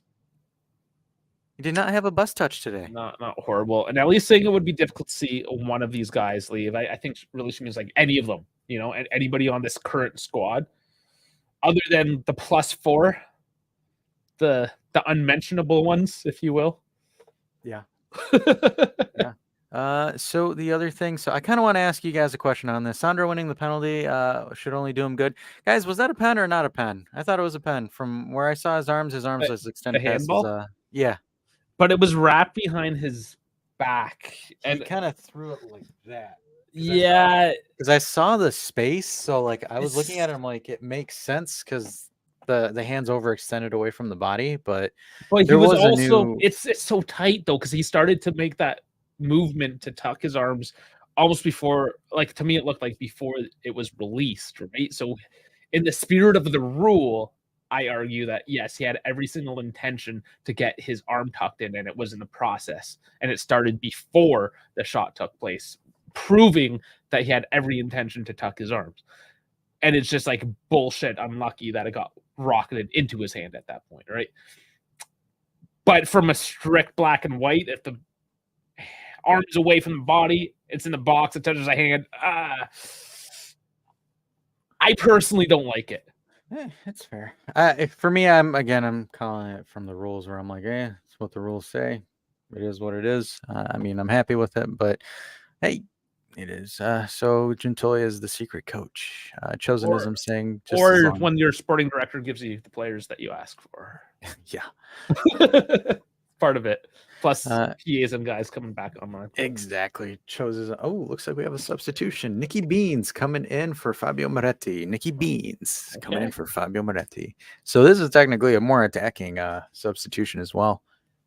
Big Wes McKennie coming in as well. I'm wondering Weah. who. Yeah, because Weah got stepped on. Interesting. So McKennie is now we being a right wing back. we criticized, who was it? Was it Allegri or was it Pirlo that played him as a right wing back? No, it was Allegri before he went over to Leeds. He was playing as a right wing back. That's right. Interesting. So I mean, here we go. About to kick off here. Good Sir Anthony saying more attacking intent all the last season games combined. I was worried that when we scored early, we were going to sit and park the bus. Nope, just kidding. KF Squad saying, guys, this game has been amazing. Brought to you by Specsavers. Mr. Aliyev says, wow, this is the strongest Juve I've ever seen. Demolished Udinese. KF saying the third goal was a beautiful goal to watch. Bowen's coming in saying Misaka's cranked to 11. That's just who he is. McKennie. Still a ball loose. McKennie just shoved that one into the box. What time are you at, Tava? I'm what you see on the ticker. Oh, you're on even with the ticker? Yeah. Okay. Yeah, locked on this time. I don't know how I got off. How am I ahead? There we go. Just internet. The internet's funny. Sorry, I interrupted you there. No, you're fine. Justin Fowler saying, why the hell do we play McKennie on the wing? Right wing back, my friend. Right wing back. Because McKennie, during his days in Germany, played as a right back for Schalke as well, so he has right back experience. Kamaboko Gompachiro-san says Forza Juve. Welcome. Yeah, we'll see how Weston. We've seen him there before. I'm just not convinced. You have Illing. You've never seen Illing play the right side, though. Yeah, he's just incapable of it. I don't think he is. That's very interesting. Pogba doing some jogs. 20 minutes. That's what we're going to get. Please don't pull your hamstring in those 20 minutes. Please. Whenever he's come on, he's looked so dynamic as well. And it's like, I know, my friend. I know. It's hard. And we have Sule. That is correct. Sule is on the bench. I think they're saving Sule because it looks like Feyenoord is looking to cash in on Sule for, I believe it's a loan. So I believe Sule might be going to the Eredivisie, which I think might actually be good for Sule's development. Because the Eredivisie really focuses in on dribbling and technique, and that's really Sule's MO. So it'll give him some time and space to do that. Could be, yeah. I don't know. I wish there would be space for him this year. He looked really good whenever I saw him play, and the few minutes he did. Yeah, Sule's got sauce. I think he just needs to develop the sauce. He's got to marinate it more or sizzle it more. So a corner kick from the Udinese launches it over, clears it outside the box. Fajoli's first touch, takes it, slots it through, overshoots McKennie on the pass. McKennie with a nice Locatelli-esque slide tackle to win back possession there. The crazy horse with the ball does a really weird back heel to Fajoli, almost reaches Fajoli. And Udinese back onto attack on the right side, trying to sauce a couple of our defenders. Does not work well. And Fajoli looks really sharp. Fajoli with the ball again. Chiesa getting ready to put his head down and run, and the ball gets kicked out of bounds. Throw in for... Yeah, we still seen a bit of that from Chiesa as well, where he just puts the head down and maybe doesn't use his head. Yes. Which is why we love him, I understand. But you'd like to see him develop a little bit there instead of just running into trouble all the time. So a little bit of a sidebar conversation here with Justin Fell saying we do have Sule in that position. Gompachiro-san says McKennie played right wing back. He played well against Monza in the Coppa Italia, and I believe as well against Hellas Verona. So he says, I think Sule might be a trequartista. Helicopter saying been going on. McKennie coming in to attract some buyers. He's trying to sell some ass. I mean, that could be a thing, or they're just McKennie with a nice clearance. defensive, Nice. and that's the maybe there's like, okay, we might make this work. Maybe we can make this work. I think so. I think there's a possibility of McKennie as a right wing back. I think that might actually suit him more, especially because the dude has a motor. Chosenism says, I'll hold off on Pogba. If anything, he's less than 100% matched fit. Justin Fowles, how do you feel about Allegri playing Illing in the middle? That's actually interesting because of Illing's speed. I think that's one of those things where most of your midfielders or your middle of the park players are slow. So when you have a guy like Illing and, oh my goodness, almost a another top shot almost by like Udinese. Udinese, yeah. Another long shot from Thauvin outside the box, puts it wide. It looks like it took a Oh, deflection off the crazy Rabiot. horse. Yeah, Rabiot gets in there. So that's gonna be a corner. Kind of looking at it though from Illing with his explosive first touch, I think he could cook, especially as a 10 or somewhere really in that middle part of the pitch. Szczesny with the punch away ball, loose ball up in the area, foul by interference on the goalkeeper. I believe that is Beto that ran into Szczesny while Szczesny was clearing the ball. Yep. Or no, it was not Beto. It was 20. Nomeo 27. That's Kubo Whaley, I believe. Whaley? Yeah, man, yeah, they got some hard ones on their team. And Nick Furno saying, "Is the Pogba is the match fit? Does he start?" Yes, 100%. If he is match fit, he starts. Wouldn't he? Absolutely. But what is match fit for him? What is match fitness? We don't know. Good question. McKennie heads that goal kick out of bounds there for an Udinese throw in. Udinese starting the ball back off in the back. And really, you can tell, I think Udinese is kind of head above trying to at least try to. Ooh, that was a really weird slide. Just standing there, yeah. Rabiot's like, isn't this a no handball? Handball, please. Yeah, they get the call. They do. A delayed call, but they get it. Sandro standing over the ball, ready to restart play over here. Cambiaso with his Benzema wrist tape. I think him and Dusan have both decided to match on wrist tapes, but they get it from the same. That's why they've outperformed the game today. Cambiaso on them. They're channeling their inner Benzema. But that's interesting. Cambiaso coming in, essentially playing as a center mid with Sandro switching over to the left. That's that interchangeability right now. That's quite interesting to see. Cambiaso still in the middle of the pitch here. Chiesa becoming the sole left winger now, cutting in, looking to cut in. Miscommunication between him and Cambiaso on that through ball. Their ball slowly creeps out for an Udinese goal kick. You have to wonder right now how and Bones is asking if Pog Daddy is fit, who would be benched. Moretti would be benched 100% because you'd be running Locatelli and Rabiot alongside Pogba for that setup. Yeah, but you got to look at it now. The question is, does Juve slow the tempo down, just kind of take the air out of the game, or do you think they push for that fourth? Well, you know what I think? They got something to prove. They'll push for a fourth one, but they're not going to do it at the risk of a defensive blunder. We hope not. Wow. Good dribble by Alexandro. Able to take Beto and shake him, bake Sandro or Beto a little bit there. He hasn't looked as horrible as he normally has. I don't want to come out and say he's amazing. You know, I don't want to cheerlead him by any stretch of the imagination here, but he has looked very serviceable. Quite. Ball goes out of bounds, doesn't make it. That was a poor through ball there to Fagioli, but obviously you can tell, I think Juve is trying to slow down the tempo a little bit, slow the game down a little bit more so to conserve energy and not get anybody. Oh my goodness, Silvestri with an absolute shank. Oh, wow. What did he do? Did he pull his ankle? What was that? I think he's okay. No, I don't know. I think he's fine. Let's look at the replay. Yikes. Oh, he just wished that it. His the ball completely missed. So it's a corner. Oh man! Wow, that's embarrassing. I've never seen that before. Well, someone's about to be on TikTok. All right, corner kick launched in by the Beans. Sends out wide to Rabiot. That's a very long one. Rabiot with a little bit of a croquet cross. Doesn't go anywhere. Locatelli misses that ball, but it goes back to Mr. Cambiaso, who sends it back over to Szczesny, which, this is, I like to call this sit down and take a nap football here. Allegri ball at its finest, as a lot of the naysayers would say. Nice, slow, intricate side-by-side passing, not really doing anything, more so trying to force Udinese to press here.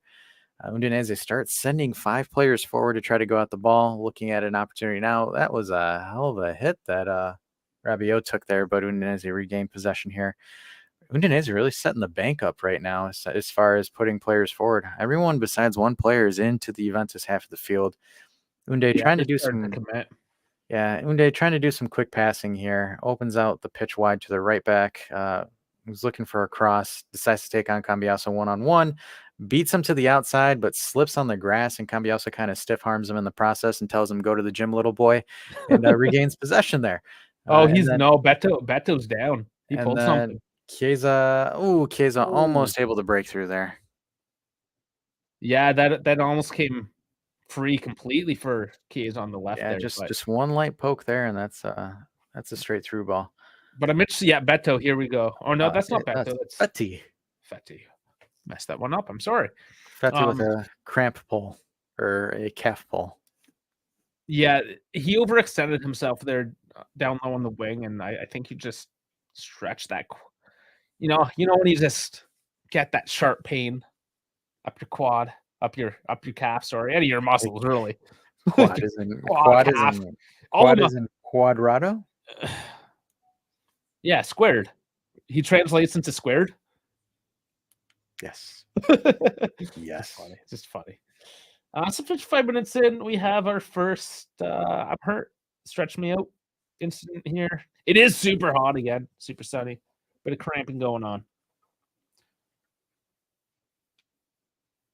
This just slows things down a little bit. Let's go through some of the comments here since we have a bit of time. We do. Okay. Chosenism. I wouldn't mind a boring second half, maybe a couple of chances on the counter. Yeah, I think we're okay. It sucks when 45 minutes, the whole second half is kind of boring. You like to save the goals for the second half a lot of the times, right? But we'll see. If I get a Fagioli kit, should I get Fagioli or Bean put on it? You should get Fagioli put on it. I mean, I think if you got like a second kit, if there was a crazy third kit or whatever, we don't have any like crazy ones this year, but that would be the one I would have put a Beans on. I'm okay, and I want to bring this up as well. Beans, he looks a lot more mature this year as well. Yeah, him and Manetti went to the same strength training program where they both got swole. And Justin hoping for Yolas and Dean. They'll eventually get some time, sure. It wouldn't surprise me though if it's garbage time. And Chiesa got hit in the nuts. Wow, Chiesa took one in the nuts. He's pulling himself together there. It's all right, Chiesa. You got hit in the balls because you have some balls with the shot you're taking. Chico got hit. Chico hit in the nuts. Rabiot almost wins it back. Oh man, is he the tallest guy on the field right now? I think he is. He is big boy, very big boy. McKennie with a nice serviceable header out to Szczesny. And that's the thing again, guys. I'm not expecting McKennie to be, the greatest thing in the world right now. A serviceable duty at right back helps the team out, relieve some pressure on that right side. Nothing wrong about it at all. Firehead posted on Twitter, when was the last time we scored 3 goals in a game, let alone the first half? Last year. Yeah, last season. We did last season. Last season. Gosh, man. I need to get that guy the entire results sheet. I'm just waiting for someone to sit there and just comment on our Twitter and be like 4 or 5 games ago. It does happen. It was just such a bad season last year. It was a terrible season. Udinese, another long shot and just wide once again. That is the theme. Udinese just can't quite get it on target. The hard thing of playing with wing backs is that there aren't really any world-class wing backs. That is true. But if you're playing with fullbacks as well, there are world-class fullbacks and nobody can afford them. So sort of the same thing in a sense. Udinese is looking decent right now, trying to maintain control. Rabiot misses his tackle.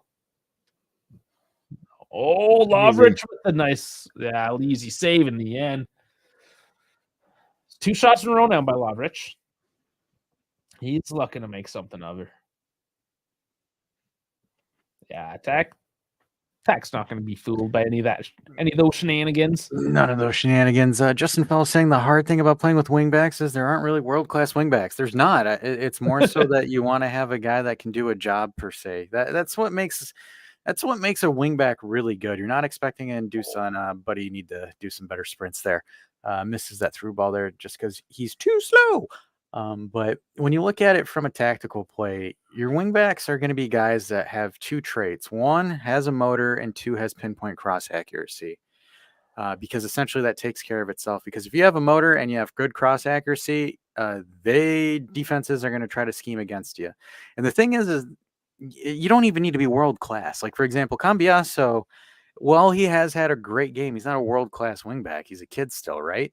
But he's doing 2 things. 1, motor, moving up and down and moving all over the pitch, which is hard to mark him. 2, really damn good pass accuracy as well. So that's giving Udinese a very hard time because it's like, okay, great. If we mark Cambiaso, then who's going to mark Chiesa? So, you're perplexed, and Juve understand that right now Udinese's right side is their weak side, and they are exploiting the hell out of it. Look at this play again by Cambiaso here. Just pure motor, just absolutely taking on the there's Udinese a call. dribbler That's on gonna his be a call. back. Yeah. So it's things like that. Again, like for example, Kyle Walker is fast and has a motor. That's one of his traits. That's one of the main things that it's what's distinguishing him. Like for example, with Inter, Federico DeMarco, he's got a motor, also great accuracy with his pass. It's one of those things you have to be very good at 2 things, and the motor is number 1. McKennie has a motor. I think once he gets some consistency, I think McKennie could actually fill and do the right wing back role quite well, actually. So we'll just kind of see how the season develops. Because my opinion, if you're able to utilize him as a right wing back, I think he has some merit to staying on the roster. Because again, you don't need to have creative responsibilities for him, especially with Pogba healing. You have Pogba, Chiesa as your main creativity, as well as Fajoli. You need McKennie to just cover space, cover defenders, and just cover an area of the field and be a threat. That's my 2 cents. Especially if he's coming in as a number 2. Yeah. If he's only going to have to play 30 to 40 minutes a game, I mean, why not? And that will give Cambiaso some rest as well, knowing that oftentimes McKennie might be coming in to give him a break. Because look at this right now, this versatility with Alexandro Cambiaso. I should say Way, not Cambiaso. Sorry, but go on. No, you're fine. But look at this essentially this diversity of play. Like for example, Cambiaso and Sandro are switching positions with each other so well that Udinese is just having a hard time compensating for it as well.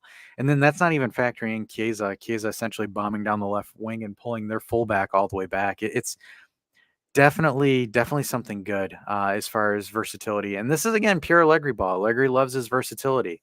You look at the best Allegri teams out there. It's all about versatility. Great touch by Dusan again. Yeah, the passing here is looking decent. Somebody get his shoes. Somebody get his shoes tested. It's not just Dusan though; it's that whole right side of the pitch right now, up until that little that So goofball there. Let's see how we handle this counterattack from. Oh, never mind. Just kidding, Beto. Yeah, he turned and slowed there. it down. Bremer had it marked. Another long shot, punched away. Tech doing it again. Good save by Monsieur Chesney. Lovrich on Moretti. Not Moretti, that was Fajoli. 20 and 21. 21? How many times am I going to screw that one up this year? Oh, yeah, plenty. This is the season we can make do with decent / above average players.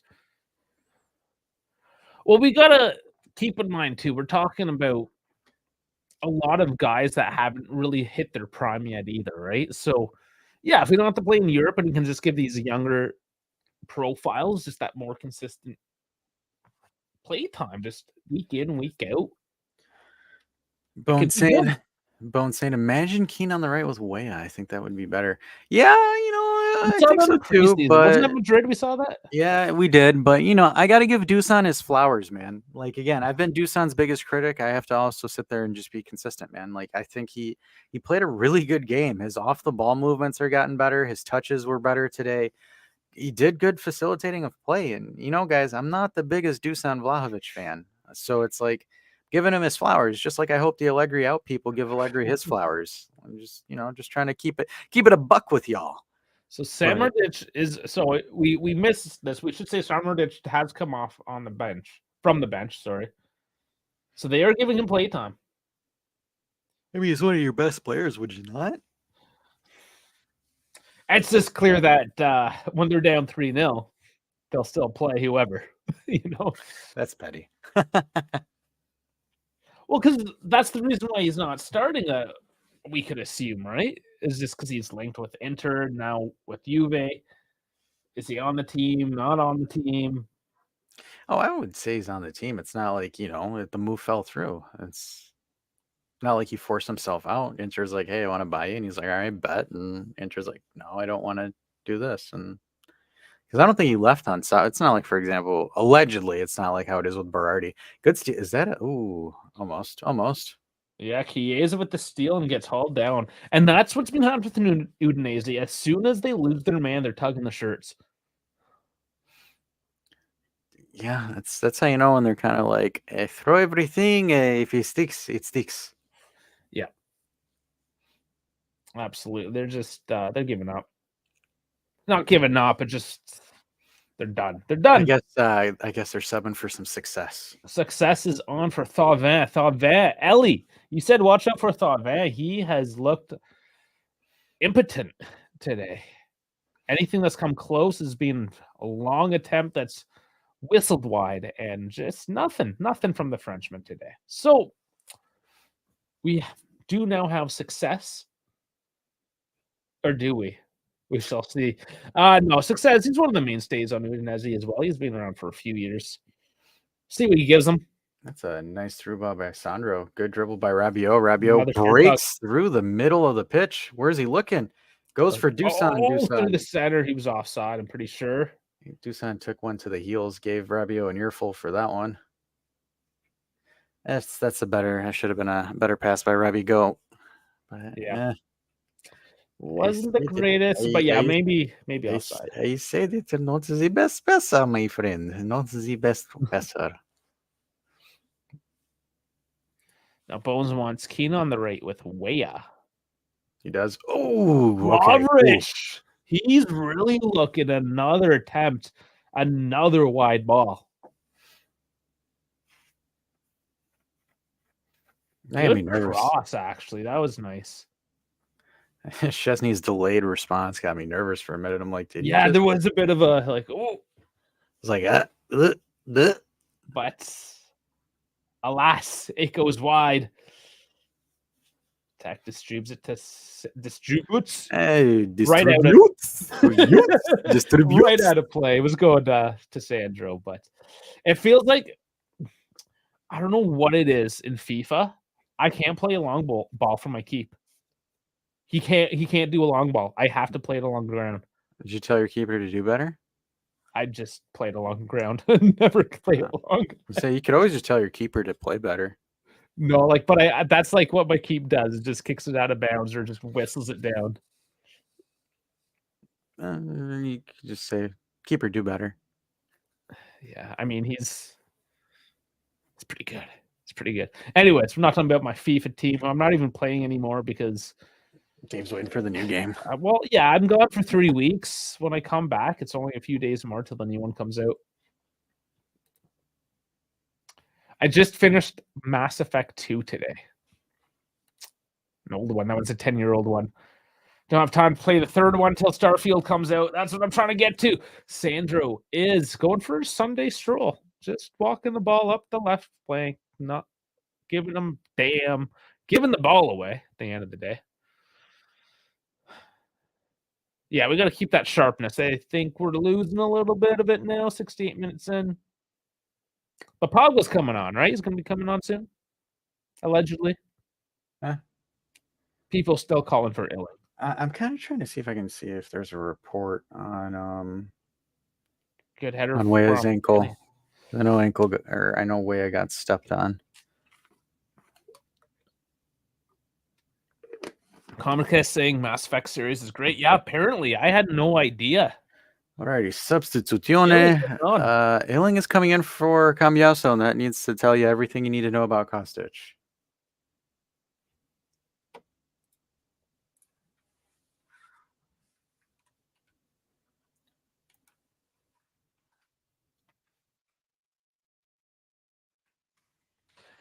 Well, Peepo, you're getting what you want. So Illing is not playing as a Metzela. He's playing as a left wing back. So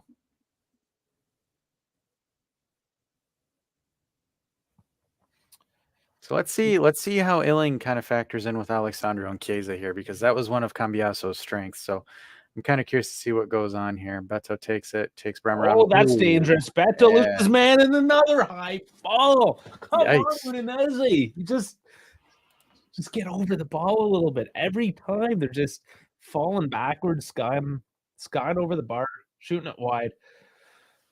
Very frustrating day from the Udinese perspective. A nice little pass again, too. Those balls were coming in from the midfield. Yeah, Bremer got cooked. I think was unaware. So there is a cooling break. So get your comments in now while we have a break. We have Chosenism saying Mass Effect is a great game. I want a remake or made into a movie. So apparently that's just what Starfield is going to be, is a Mass Effect crossed with No Man's Sky, which I haven't played either. So yeah, a lot of fans. People are trying to ruin it for me at work because now they're talking about it because I was talking about it. Yeah, I don't know. Anyways, great series, but we can nerd out about that later. Let's stay on focus because I think most of us are nerdy to some level around here. I don't know if everyone is. Oh, we all are. Maybe we are. Yeah. So, second cooling break of the game, 70 minutes in, still no Pogba. Will we? Are we going to waste it for him today? Do we really need to? I love how my stream cuts to this chick just whipping out a vape and just going for it. Yeah. I love how that it's like those camera guys that are like, hey, there's another chick with a vape. Come on, Juve. Like, are we promoting vapes here? Like, what the hell is going on? Well, it's not up to Juve. Well, it's just the camera guy, the Serie A guy. Yeah, it's whoever. He's like, let me get some baddies, and then they're all with vapes, and he's like, oh shit, I gotta get rid of this. Well, it is Italy. Sandro just pushed over again. Not looking good by Udinese. Success this time. I think Sandro has been giving Udinese some problems here. He has. Do we say the meme that it's contract year, Sandro? Oh man. Do we dare go that route? Oh my God. Is that something that we can do? It worked for Rabiot. Can we say that for Sandro? Maybe. Nice through. That was a nice through ball there to Loca with it. Loca plays it back. Nicky Bean's looking. Oh, what a beautiful pass to McKennie. McKennie with a nice lob. Hits it. Oh, my goodness. Ooh, Illing almost made that boy 4. Close. Oh, my goodness. Wow. Number 17. Which was Kostic's number. Gosh, if Illing just a little bit more down, my friend. A little bit more down. Blackheart from Peepo. And he is also saying, yes, Sandro is for real. That was a poor touch by Bremer there. Got in Sandro's way. Just pokes the ball out of bounds. Didn't they always used to cut to Andrea when he was smoking?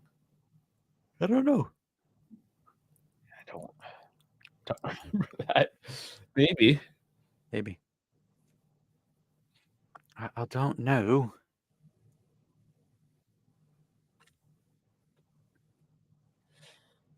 Udinese tries to play it up the center. It's a successful back heel. Oh boy. They maintain it though, looking good.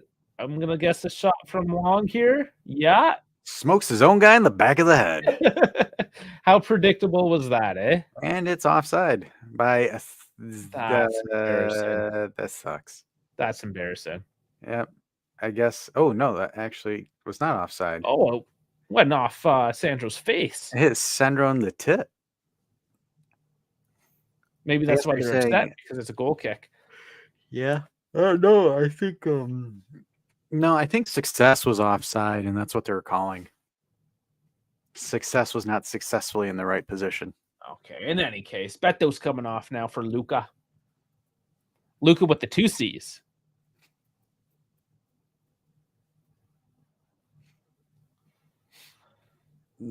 Danny. Back Hill City. That was like, is that a back? You're just making noises now. I know. I just, You're not even using words. yeah, I think Juve's gonna sit down and be like, all right, sit down, hunker bound. If we got a clear counter, let's go for it. But right now, I think they're like, all right, boys, shut her down. We're good. I mean, technically, they are. Bones says Lukaku. Wants me to Because go. I said Luca. I was thinking about that too. Like Lukaku. Luca, it's not too far from Lukaku. Wow, Wallace again, long shot. Loca took that in the cheeks. The butt cheeks. Yeah. The buttocks. Oh boy. Dog's eating leather shoes. That's not good. Hopefully that wasn't an important shoe. Yeah, you go lie down. You go lie down. If you want to see more dog action, follow Dave's Dogs YouTube page. Yeah, what's my wife's page? She does run Puppy Corner. It's like Coach's Corner, but Puppy Corner. So we have a Udinese free kick. If she stays with me, she can't get in trouble. My wife's gone, so no supervision. Milik's gonna make an appearance. We will wait though after the set piece. Next stoppage after that, I'm assuming he'll be right on with us for right into the wall. For Dusan or for Chiesa? One of the two. I probably assume Dusan comes off.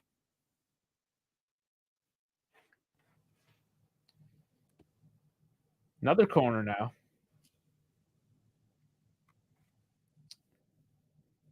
The run up and the kick. And it's headed up. It goes nowhere. Headed up or way. Like, oh, she launched.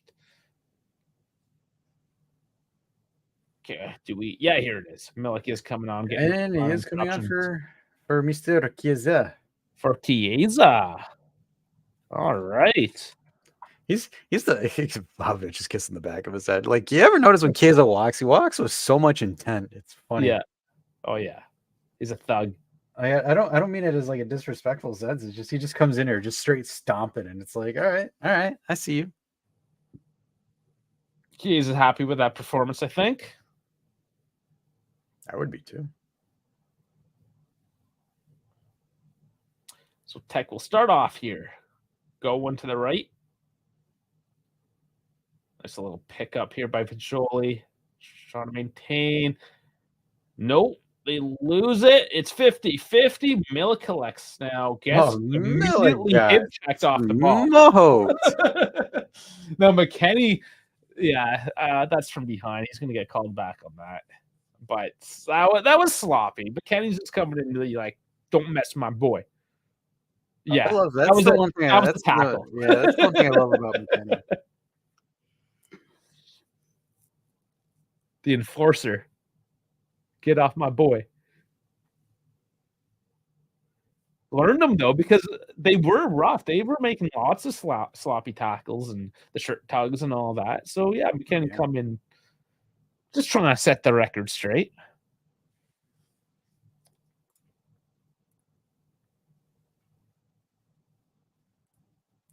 Chosenism saying they've been having a few chances, but nothing too worrying in the grand scheme. Yeah, because they've all been moved to the outside, all their shots.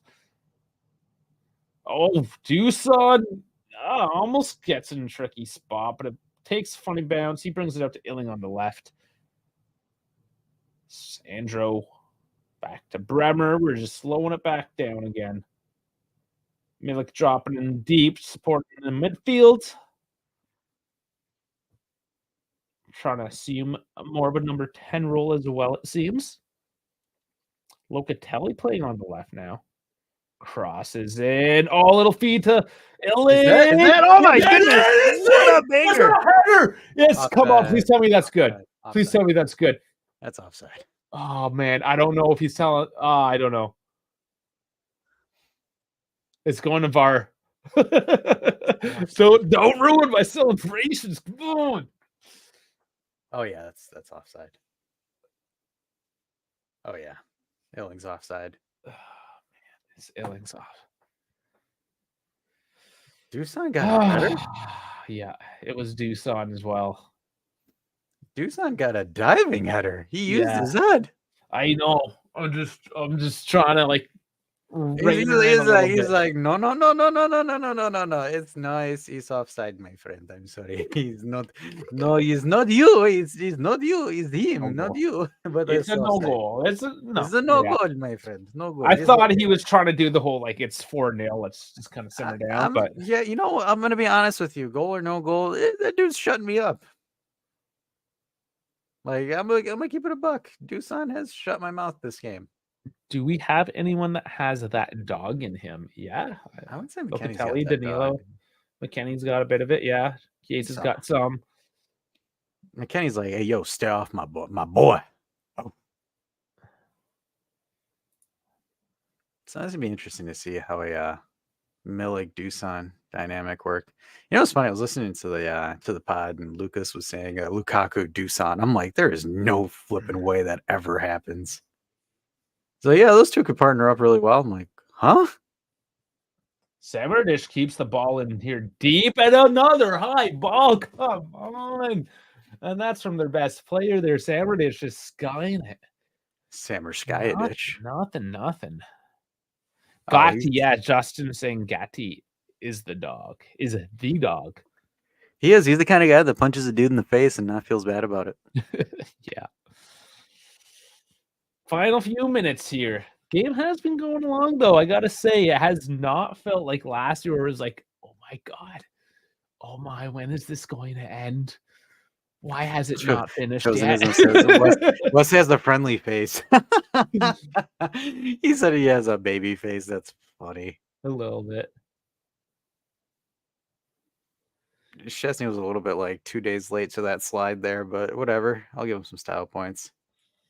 What is happening with Bremer? He's slow and not very secure. That is quite true, actually. Yeah, I think maybe with the new offside as well, he's being maybe a little more tentative, trying to find that line. It's going to take an adjustment. Short corner. They've been taking a few of those today.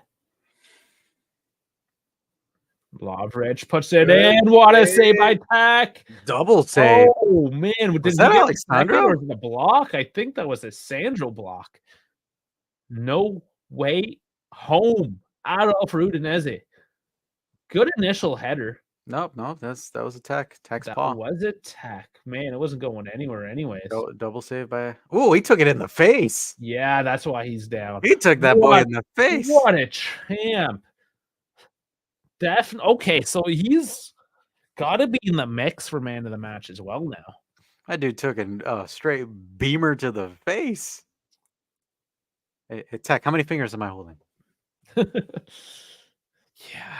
Holy smokes. Yeah, Hopefully let's he's look at the, okay.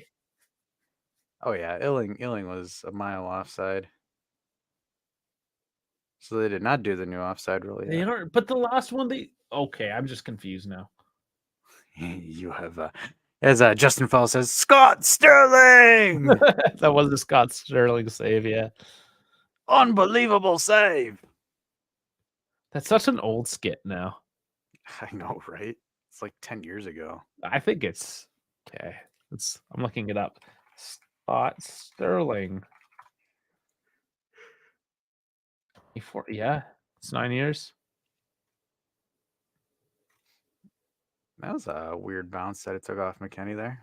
Won a goal kick, though. Success was not successful with that one. Okay, easy with that joke already. Okay, it's not that good. Is it not successful enough for you? Oh boy, we have a youngster coming Yildiz. in. Yildiz for the Dulce boy. Oh man, Yildiz is coming on. Booyah! This is exciting. Where's Kyle George?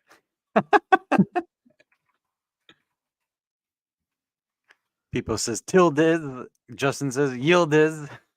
Let's I see what we say get. Goldiz. Goldiz or Gildiz? He's gilded. He is. I want him to score. It'd be nice. See what he's got. He's got six plus. Yeah. It was just Ali Sule. He got subbed out for 30 seconds. Yeah, that was funny. That was funny. You put in Sule for 30 seconds. Yeah. Oh, that's so funny.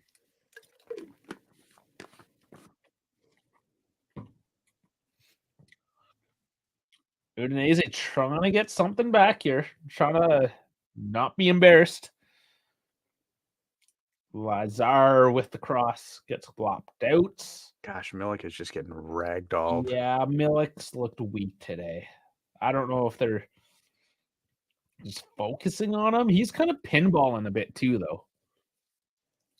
Wallace over the top. McKennie there to save it. Chesney's like, Colin says, wake up, Dash. God damn it. Yeah, Dash, what are you doing? Am I sleeping? You're always sleeping. All right. See you guys. Goldiz looks like a Pokemon. Pokemon. People loves New Blood. That should be his screen name. Is New Blood. People loves blood in general. The blood of his enemies. New Blood. Dealing with a little bit of a lob to Mr. Ildiz with his first touch with his head. People, what do you have a bad feeling now? He said, where the F is Moise Keane? Moise Keane is dealing with a muscle injury, or he took a slight knock. So he's not here because of that. I mean, you got to see Yildiz. If Keane was here, you wouldn't see Yildiz, I would presume. But it's good seeing them get some minutes here. He's moving around, trying to find some space, trying to get comfortable. Oh, geez. Bremer stepping up. Yildiz with some aggressive dribbling. Lopped out at the end. But people are saying, could Keane get sold? Nah. I highly doubt it. It's a nice dribble by Yildiz. He got checked, hip checked, but it's a really good dribble. But you can still see he's from the next gen. He's still young, that he doesn't care that he got knocked down. He just gets right back up and wants to just fight again. That's crazy. I did not expect him to play at all. No, that's one of the things I mentioned too in the pre was the three names on the bench: Hoyson, Nicky, and Yildiz. I'm surprised Yildiz was the one that got the call up today, though. Yeah. Locatelli's saying, go up. And he doesn't pass up. Locatelli having a good game as well. Quiet, but, being very, very conductive. I think, yeah. Well, I mean, the thing is you're not expecting Loca to be on the ball all the time. So I think that's the thing there. The one game right now, this half right now, I'm a little bit disappointed in is Illing. Outside of that one play that was offside, but it's been quite quiet more so. And then Nick Forno says, who actually misses Keane? We all miss Keane. We love Keane. Yeah, we love Keane. We think he's actually going to have a breakthrough year. And then, I was outside of some defensive covers. I think Illing's debut, or more so his half, has been kind of lackluster. But as people says, I believe he says Sule has lost his place on the squad. I think they're saving him because he's going to Feyenoord. Yeah, he's going to get that loan deal, which is good. I think it's going to be good for him. Yeah, I think it's fine. We're in the position where we don't have all those open spots. So it's unfortunate, but we do hope to see him continue on after next year. Yildiz with a nice poke wins the ball there.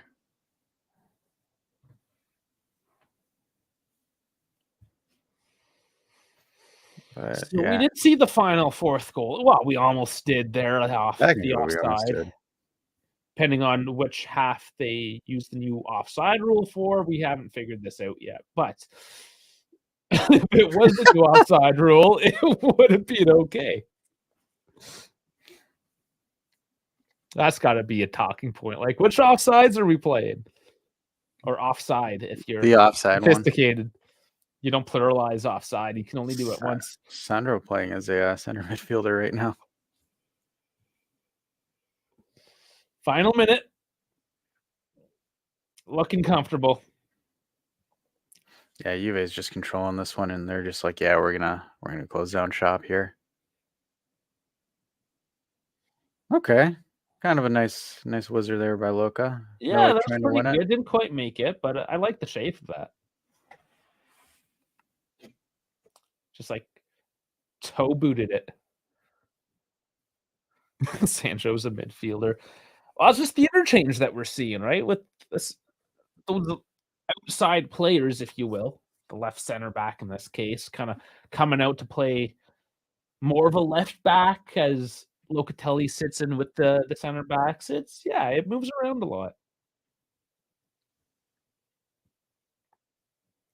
It Chosen them. Exactly. I think like I'm not the only one seeing this, right? First half new offside rule, second one old one. Like, I don't want to be crazy here, but I'm pretty sure that happened. 5 minutes of extra time, and McKennie with a solid defensive cover. That's actually huge. Yeah, huge in the box, standing up.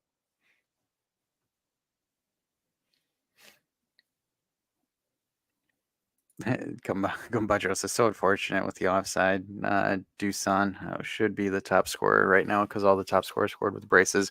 Yeah. I don't think Chiesa could have scored a brace. I just wanted to piss people off by saying that. It's actually going to be an interesting conversation. Go ahead, Dave. Sorry, but I mentioned this as well, where I said this team isn't going to have that one prolific striker with all the goals. It's going to be coming from everyone, and we've already seen that today, right? Yeah, three different players scored. I know the data set is still quite limited, but this is something I do like to see. It's nice when your big boys gets a brace, even a hat trick. Hat tricks are always fun, but week in, week out, you want to see everyone putting in the hustle, getting their legs tired, fighting for the shirt. So I'm loving it overall. Good, well-managed game in the second half. No, absolutely. I think the first half, as they were pushing, we were exposed a little more on the defensive aspect of the game. We left a few more holes open for them, right? They got in a little bit tighter, had a few more shots on target, or I shouldn't say on target because they don't do that. Yeah, right now they have 5 on target to our 4, actually. But everything from outside the box, where ours has, other than Chiesa's, Silvestri was just blinded. He had no sight lines on that, is what it was, because he just tucked it between his legs.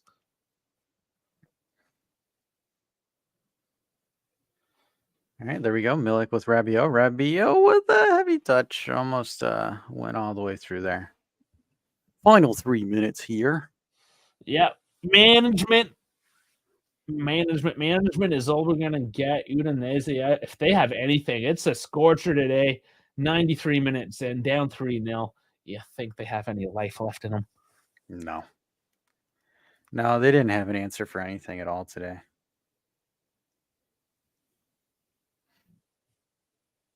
Now we're using the second half to practice defending. Yeah, really. That's not wrong. Because Allegri rather win 3-0 than 5-1. Oh, yeah. Fagioli telling his guys to push forward because he's got time for you. Illing mistouches that. That could have been a nice setup play with Yildiz and Illing. It's a little bit woeful from Mr. Illing there. But maybe, the thing is maybe that's why he trained Sam as a Mezzala a little bit, so he can teach him the inverted play. Maybe.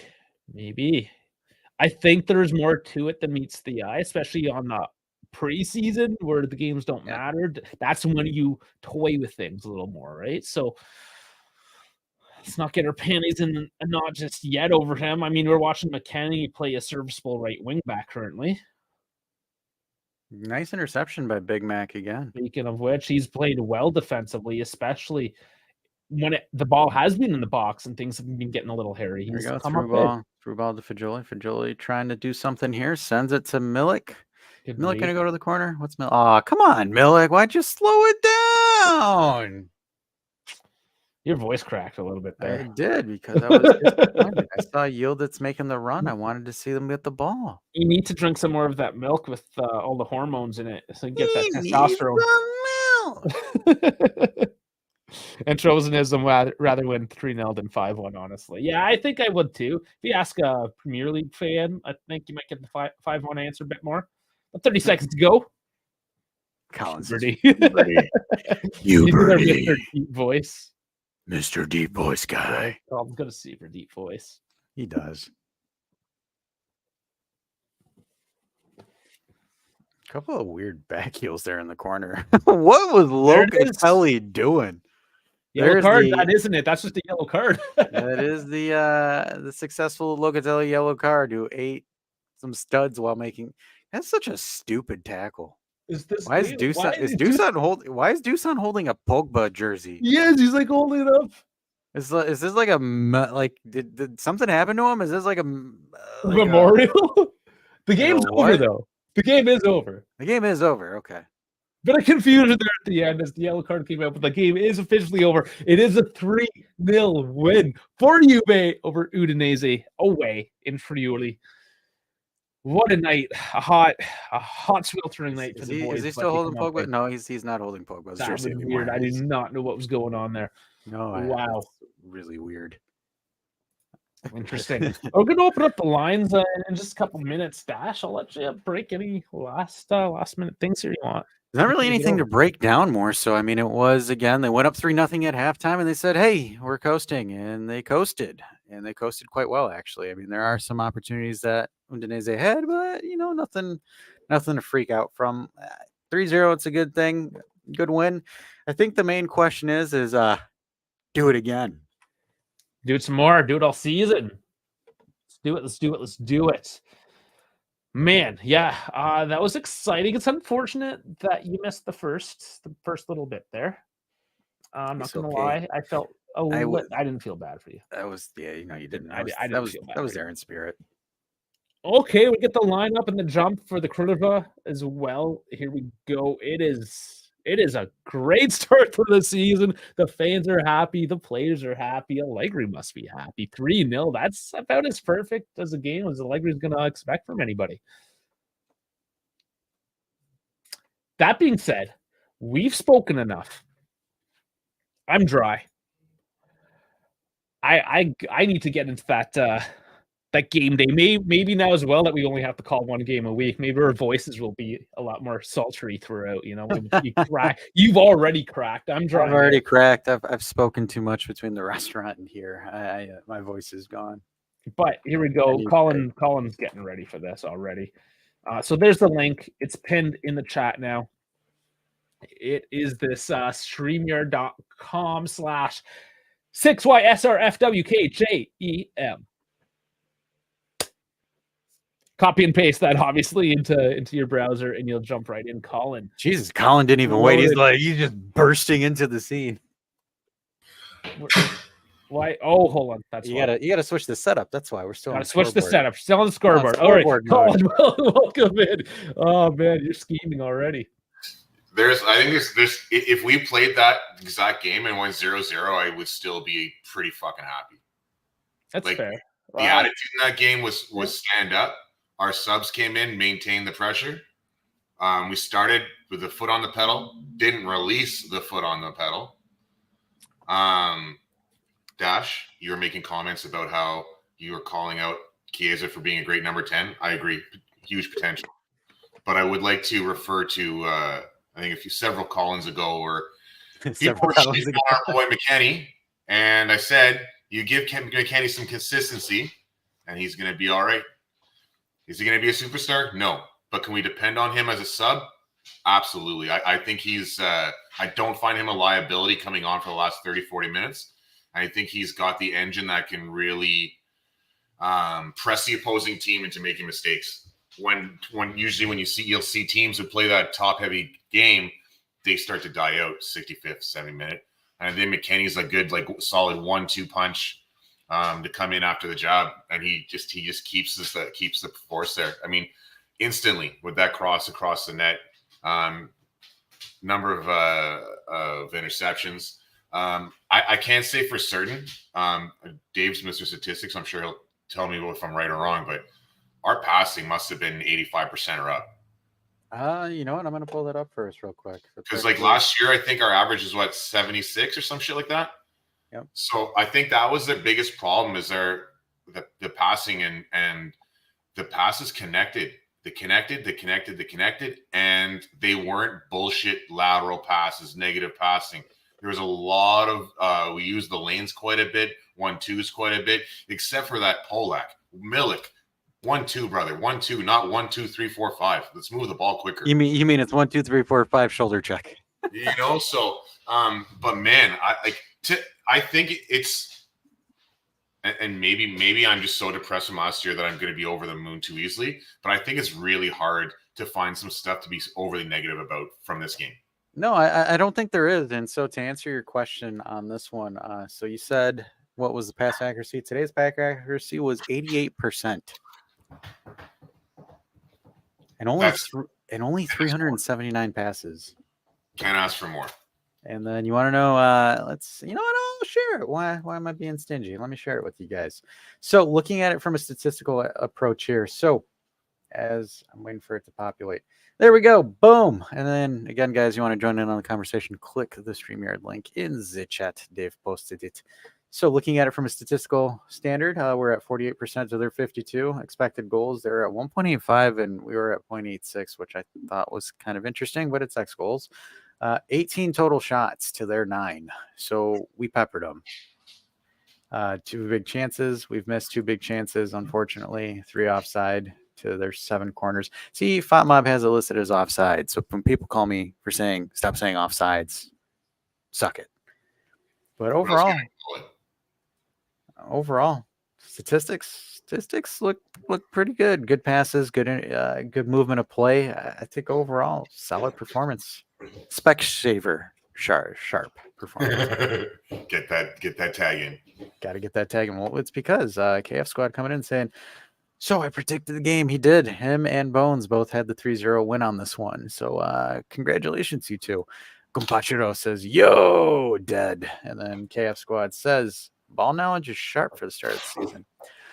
I think so too. I'm kind of curious. I want to read Twitter a little bit and see what people are saying. But I just, again, for me, it's like, I don't know. It's interesting because I saw Marco tweet. He's like, hey, man, Fede and Vlahovic linking up? Who would have thought that? I'm like, and then Misak actually commented, the savage that he is, said everyone that watched the preseason.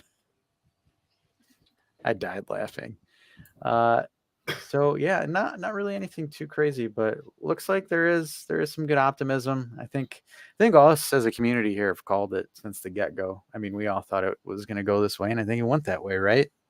Absolutely. And then I think some having Yildiz coming and getting 10 minutes of this early in the season, that speaks to how much Allegri trusts him.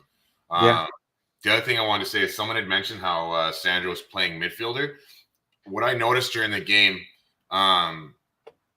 is that when we had the ball, we had Bremer and Danilo on the outside of our 3-man, and Locatelli would press up as a stopgap, and then you'd have Sandro press just above that last tier of 2 men, and it made it so there was no putting the ball through the middle. The pockets in the corners are still there, but because the middle was so packed, they never had the chance to look up and to shoot the ball into those pockets. Yep. Like that Vinicius Jr. type of goal, which I know is going to be hard to replicate. But it would be, I fucking hate saying this, Dash, but Allegri's tune-up might have been good. He's cooking? I mean, shit, man. Like, the adjustments that he's made And I was very much an Allegri out guy. Like, I mean, without losing 41 million, I am very happy that I was able to eat my words for this one game. We'll see how the season goes, but for this one game, I'm super happy to eat my words. It's the same thing I am with Dusan. Like the thing is, again, I'm not Dusan's biggest fan. I have issues with him. Not personal issues because I don't know the guy, but like for example with his play style. But today, I thought his touches were cleaner than normal. I thought his movements were cleaner than normal. That header would have been filthy if that had gone in. Yeah, he got The first some goal too. stuff. He's Yeah. the one who snatched that first with that ball to set Chiesa free. I don't think, and whoever called him a diva, divas don't go and recover the ball. Divas don't go make tackles. Divas don't go set up balls the way he did. Chiesa, however, when Moretti didn't pass him the ball, that's diva shit. So I'm sorry, brother. I know you run this place, but Chiesa could come or go, and I wouldn't care. So speaking of report cards, so David is saying, guys, what are your report cards? Mine is Dusan's first touch is still trash, but he knew a bit better where to be on the pitch. Passing was still nonchalant at sometimes, but it will grow with chemistry. I think if I were to rate our performance, I would say an 8 out of 10. Just because it's one of those things where I don't want to say 10 out of 10 because I think there's still some stuff. Like, for example, Moretti's decision making definitely needs some work, as well as Illing. I thought Illing was really lackluster when he subbed in. I thought it was just, I don't want to say that he was bad or anything like that, but like it's just one of those things where he was playing as a left wing back, and I don't know. I didn't see the dynamism that you would see from Cambiaso when Cambiaso's there, and I'm not expecting him to do what Cambiaso does, but it's almost kind of like he's like Kostic, but instead of crossing, is his one dimensionalism is his pace. So it's like maybe he'll grow into it, but I didn't see much out of Illing. I thought Bremer was really stiff this game as well. That was one of the things as well. So those were like the three things that I kind of wanted to report more. So was Illing, Moretti, and Bremer being a little bit stiff. My W's this game, I think Alexandro deserves a W for his versatility on how he was playing. I think Sandro played very, very well. We might do a contract year Sandro meme like we did last year with Rabiot. I think Chiesa stole the first half easy in my opinion, with his ability to play as that 10 with that banger outside the box. The other player that I thought did quite well, even though obviously Cambiaso MVP for sure.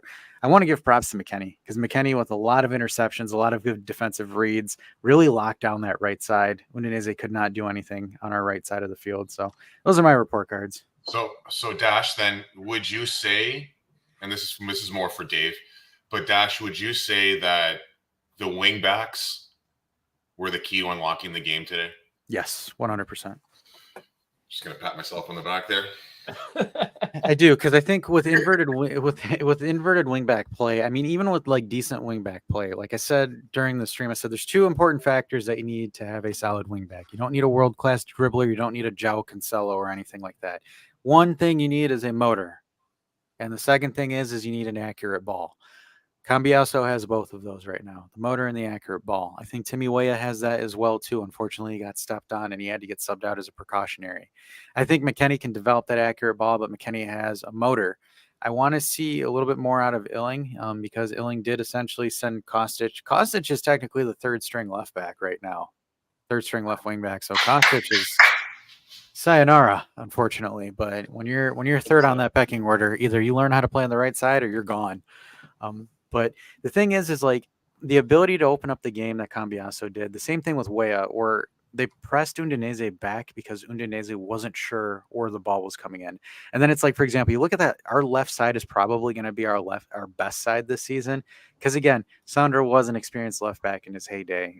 Same thing where you have, for example, Cambiaso playing on the left as a left bound player. Same thing with Chiesa as well. You have three factors on that left side, and Udinese did not have an answer for any of it at all that game. So looking at it from a future sight, I'm hoping the right side develops a little bit better. But once that right side develops, no one really understands how to defend Juve at that point once both sides get cooking.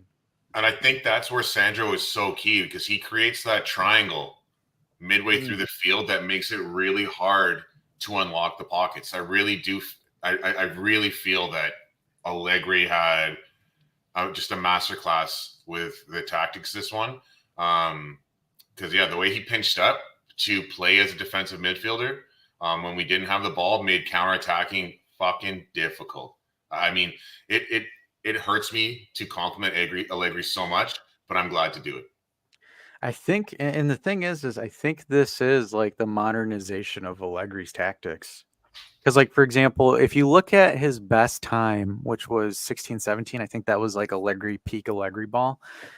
What'd you have on the field? You had Sandro as a left winger. You had Dani Alves as a right winger, alongside with Mandzukic and Cuadrado. They interchanged in those spots. And then you had Dybala, Higuain, and then that front, because he was running the 4-2-3-1, that interchangeability. Because, like, for example, Sandro could come in as a left wing back, or, like, for example, Sandro could play as a left back, and then Mandzukic play, and those two could overlap each other.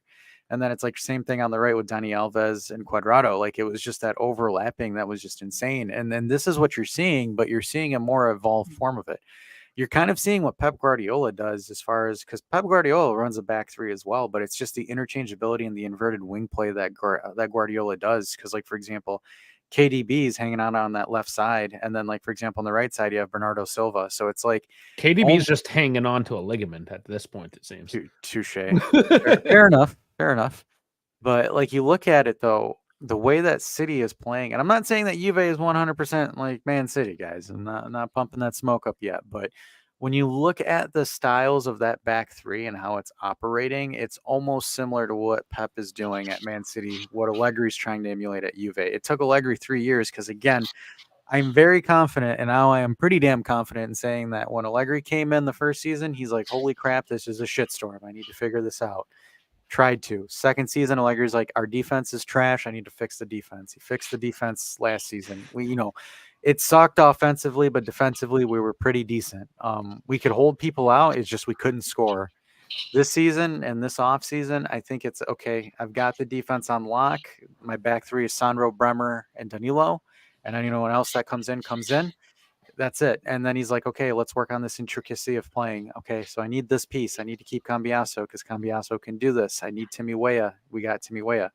I mean, outside of Lukaku, there isn't really any other player that Juve's chasing or desperately needs. I mean, they wanted Agostino, but Agostino went to Inter, which is fine. But the thing is you look at it, all of it's there, and I think Allegri's got what he needs, and especially now with the 1 week, a game a week where he can prep properly, it's Allegri cooking season. It's the revenge tour. What exactly, and I'm not saying you're pro Lukaku, but what exactly would that homeless bum would have brought to this game? He certainly would not have intercepted the ball for the first goal.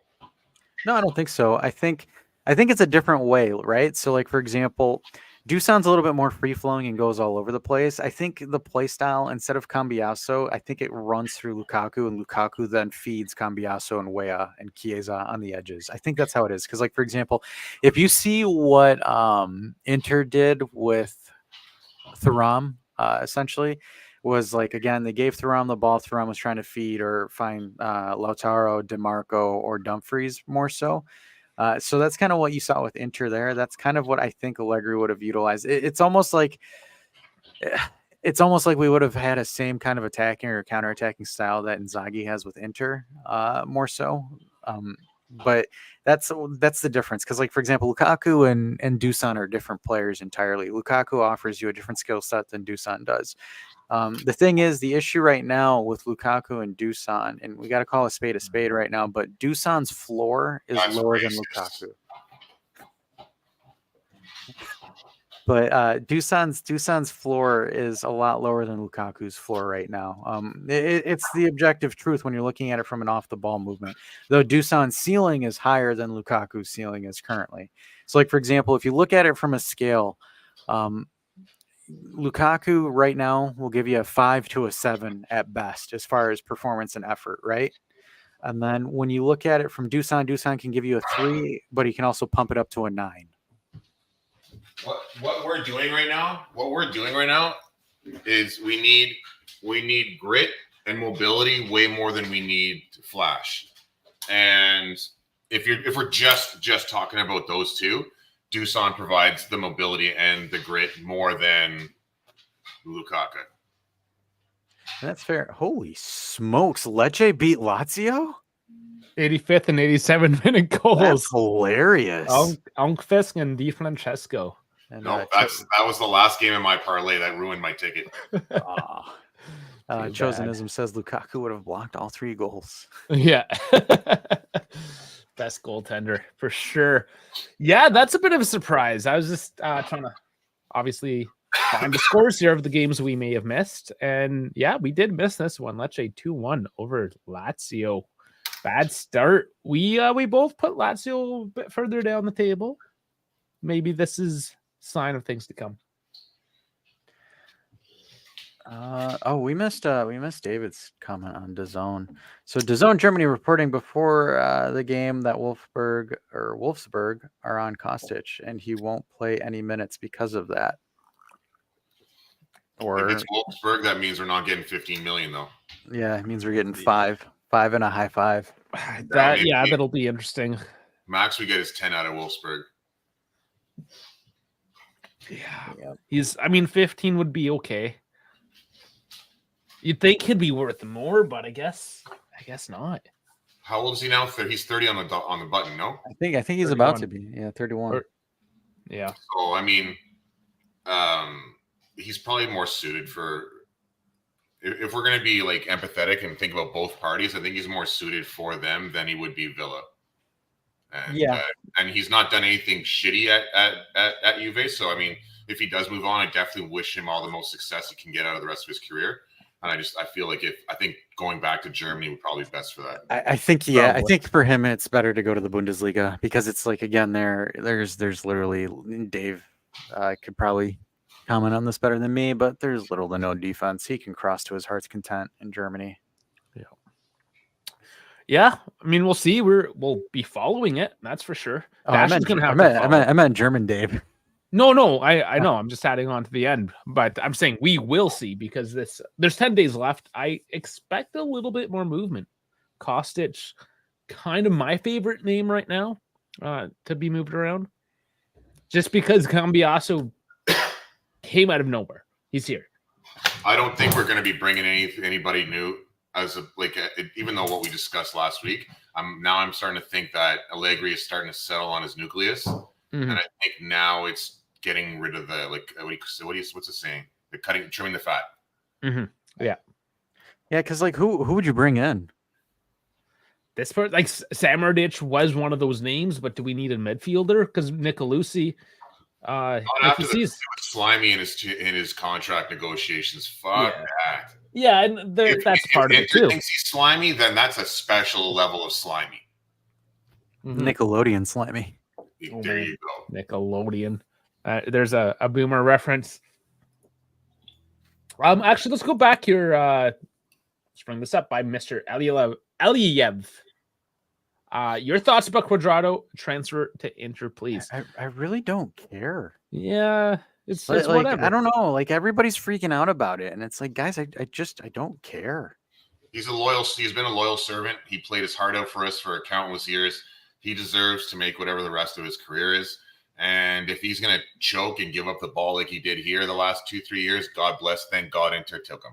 And the funny thing is, I was watching that game too, and he did choke and give up the ball 4 or 5 times. So it's like I'm not dogging on Cuadrado, but at the same time, I really don't care. He's gone. He's not a Juve player. Why is everybody freaking out and they're like, oh my god?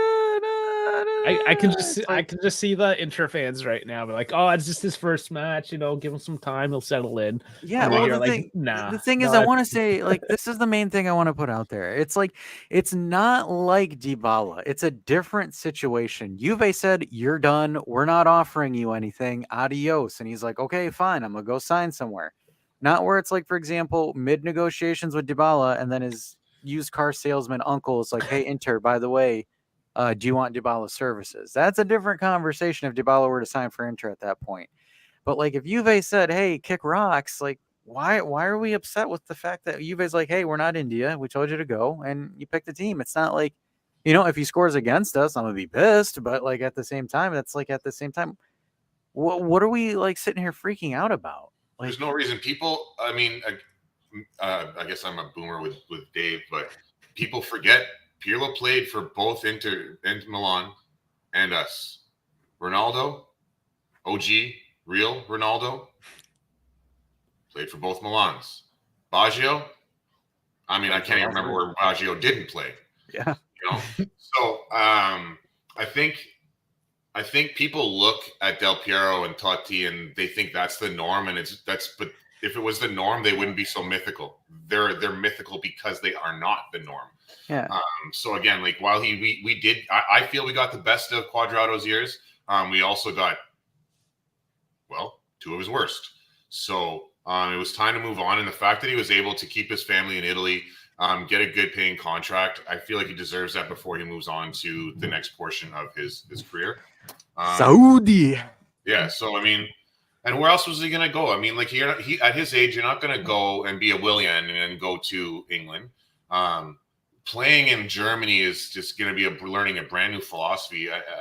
I mean, just because you play for Juve doesn't mean, okay, I'm leaving now, I guess I don't get to have a career anymore, right? So I say this loosely. He needs to put bread on the table with his millions and millions of dollars. But yeah, there was no stab in the back. You know what I mean? We agreed that time's up. So Oscar saying Pirlo played for Milan. Guys, Pirlo was an academy product from Inter's academy before he went over to Brescia and then went to Milan. So Pirlo, yeah, if you guys look it up, same thing with Bonucci. Bonucci was actually, I believe, part of Inter's youth academy as well. So that kind of doesn't surprise me that Bonucci's a snake. Yeah, Pirlo played for Inter too. With he played for the snake. He was a snake team. Exactly like I said. He was a snake team first. Yeah, like he got loaned out to Brescia, and then Brescia essentially gave him his big break, and then Milan took him right after that. So, yeah, Pirlo actually started his career there. Same thing again, like I said, I think same thing with Bonucci as well. I believe Bonucci was a youth academy product from Inter. He didn't go through the Juve academy. But like again, like it's just one of those things where you have Juve only players. Look at the Juve ad that came out recently with the players. It's Del Piero and Marchisio. I mean, it's. I hated that. Oh my god! Oh, that thing. Yeah, I didn't even look at it. It's coming through my phone. Oh my god! I have no care for that. But here's a new face. I don't think we've seen this name before. Francesco Pelliero. He's coming in saying, also, Cuadrado and his family made the decision to want to stay in Italy, and Inter was the only team to offer. Exactly. Yeah, I mean, throw the guy a bone in this case. Can we make a comment on this dude's stash, though? That's a I fun. know. I was just about to say that. Yes, that actually is that your stash, or is that I don't know, just something from the internet. Let us know. Let us know if you're rocking that. Man, classic. And people wants Cuadrado to Monterrey. Why? Why would he go to Mexico? Because he's not gonna go to Mexico. He'll go to Mexico. You never know. No, he'd go back to Colombia, maybe. Huh? I don't know if he has to go back. Go to Saudi. He's a big enough name that he'll go to Saudi. I don't think he'll play Colombia again. Colombia is not Brazil, where you can still make money. If he still has legs at like 40, he'll play for Real Salt Lake or some trash MLS team. Like, do we have to talk about Messi every week, or do we just move on? Goodness. I hate that guy. Him and his stupid League Cup win. Winning all those made-up trophies. Oh, man. Yeah, he's already won a trophy in the MLS, just like that. Scored. Oh. There hasn't been a game where he hasn't scored. He hasn't made a meme of sorts. It's insane. Oh, my goodness. Christian Vieri is another dude that has played for both squads. Like, we got catfished. Oh. Damn it, we got catfished. I was looking, I'm like, this guy's got quite the jawline. Jesus. My friends, man. Holy smokes. That's a deep cut. Like, I remember that. 15, 16. I got to look that up now. Do we look that up on live? Let's do it. All right. I'm going to share my screen. We're going to all learn about Mike Browns.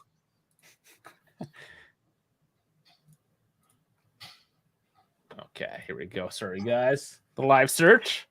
Type it in right. Basketball. No, we want some hockey. Here we go. I do not remember this guy. Oh, just Mike Brown. Straight up Mike Brown. The stash is made for that. That, yeah, look at that stash. From Chicago, right winger. Born 38 years ago, 85. Another boomer like the rest of us. Interesting. He even played for the Leafs 11, 12, 13. I do not remember that. And then the Oilers, and I was in Edmonton watching the Oilers. I do not remember this guy. He played for the two teams I was watching. And yeah. Like, why? He's a fourth liner or something then. Yeah, like, why? Why do you know this guy? Are you a fanboy? Is it just the stash?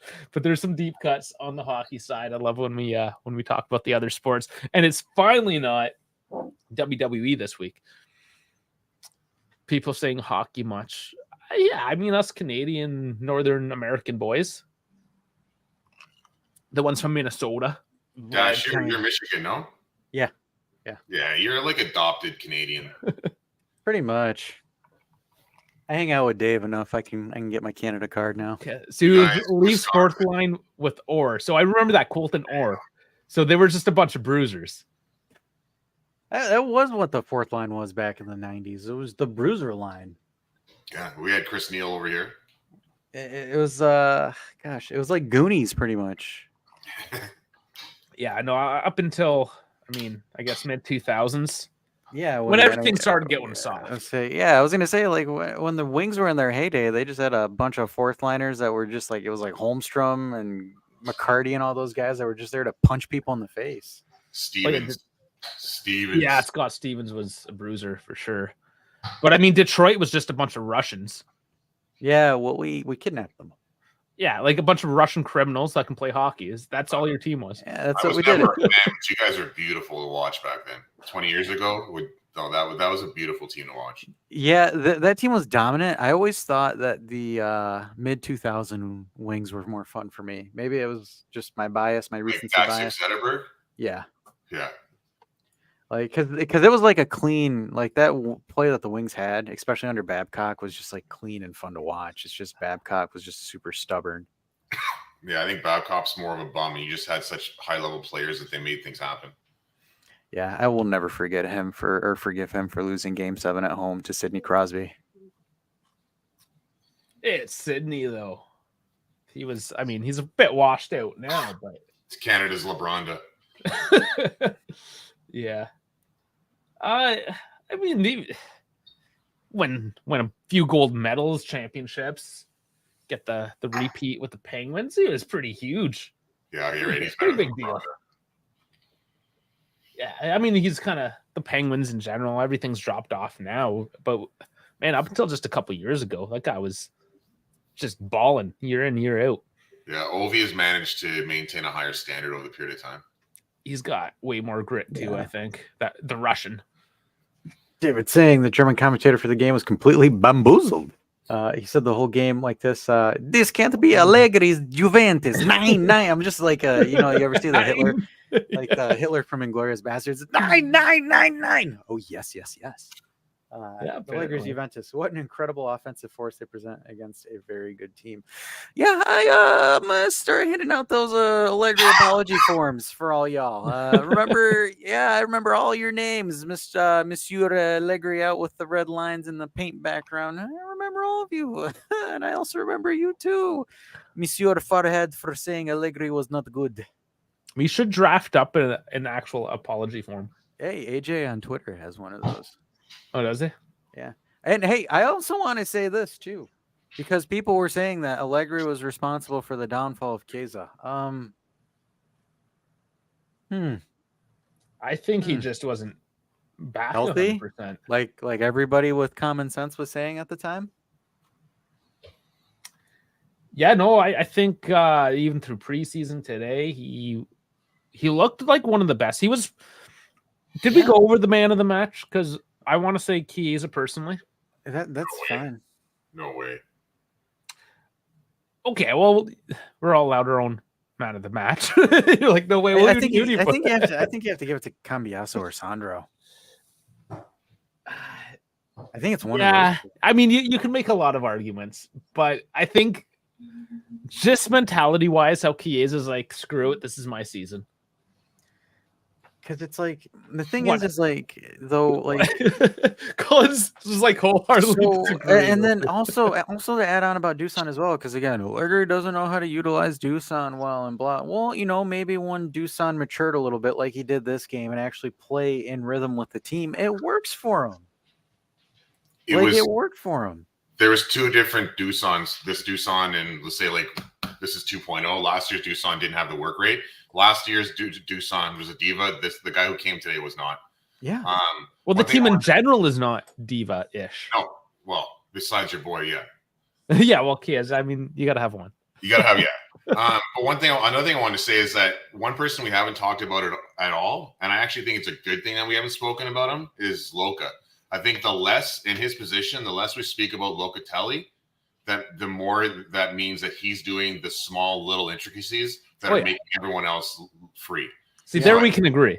Yeah, I think he needs to be recognized as well for the fact that he not everybody's going to be the flash that the Chiesa type is, and we just need people who do the basics very well every single time. And this game today, he did that.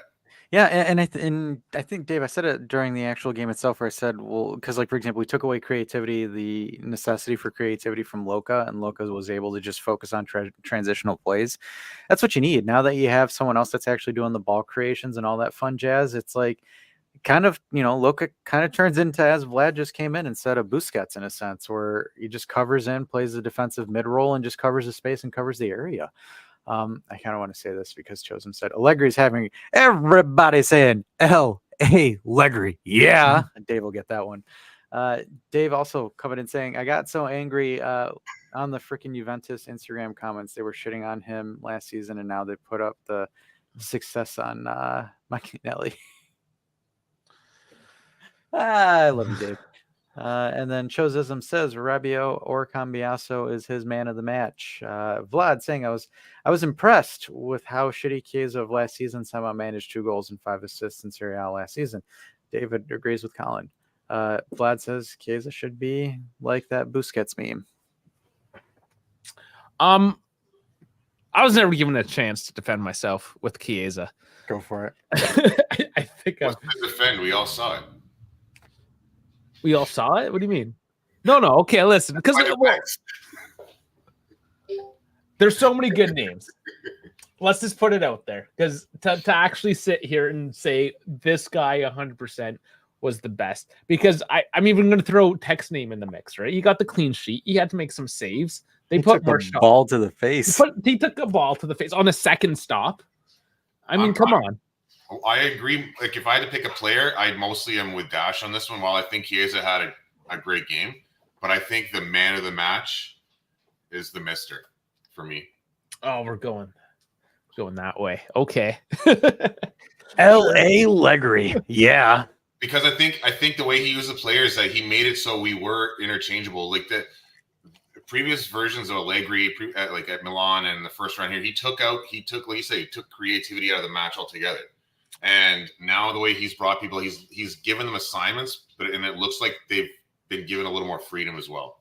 So yeah. How long are we going to be able to get away with saying Allegri's the man of the match until it just becomes the status quo that he's fixed this team? Until he plays the goal. Okay, he gets man of the match this round because he surprised so many people with how we had our foot on the pedal. And I think that's kind of like goes to useless shit after this game. Like Bologna, we expect this now. That's it. Yeah. It's professional sports. It's not like your rep team, right? So now that we see we can do it, now we expect it every game. Outside of that, then yeah, Cambiaso had a much more integral part of the game than Church did.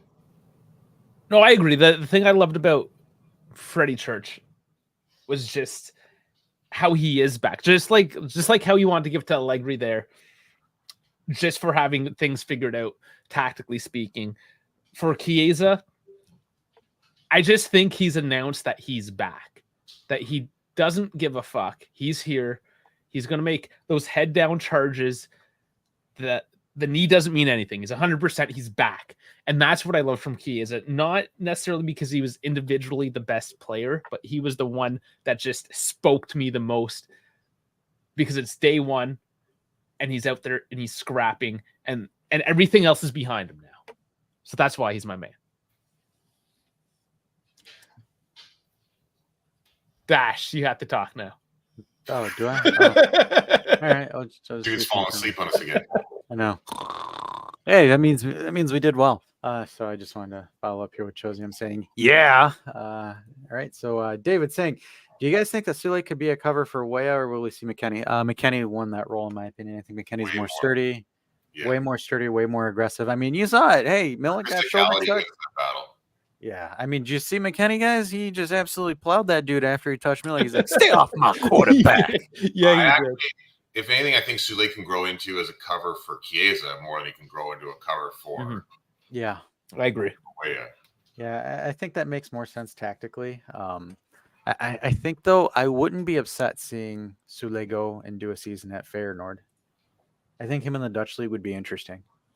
Let him develop his dribble, because that's where all the skillful dribblers start off is in the Dutch league. So I wouldn't be opposed to it, but if he's still on the team, he's still on the team. But it is what it is. And Jeff coming in here saying, "Great game from the lads." Will we see a cameo from Jeff? Will we? He usually stops Yeah, there. Jeff The and lines Bob. are open. Colin was here right from the get-go. He was waiting for the phone to ring. Sorry. I book my Saturdays around this. I know till about 7:30 I'm going to be with you lads, and then 9 o'clock I can go out with the people. Nice. Blow him off for your internet friends. So this is interesting. So David is saying, I think Yildiz is a better cover for Chiesa than Sule. So this is interesting. I think, can we say that Yildiz won the third string role? Looks fourth that string way, role? doesn't it? Is he the solid fourth option, even more than Kaio George?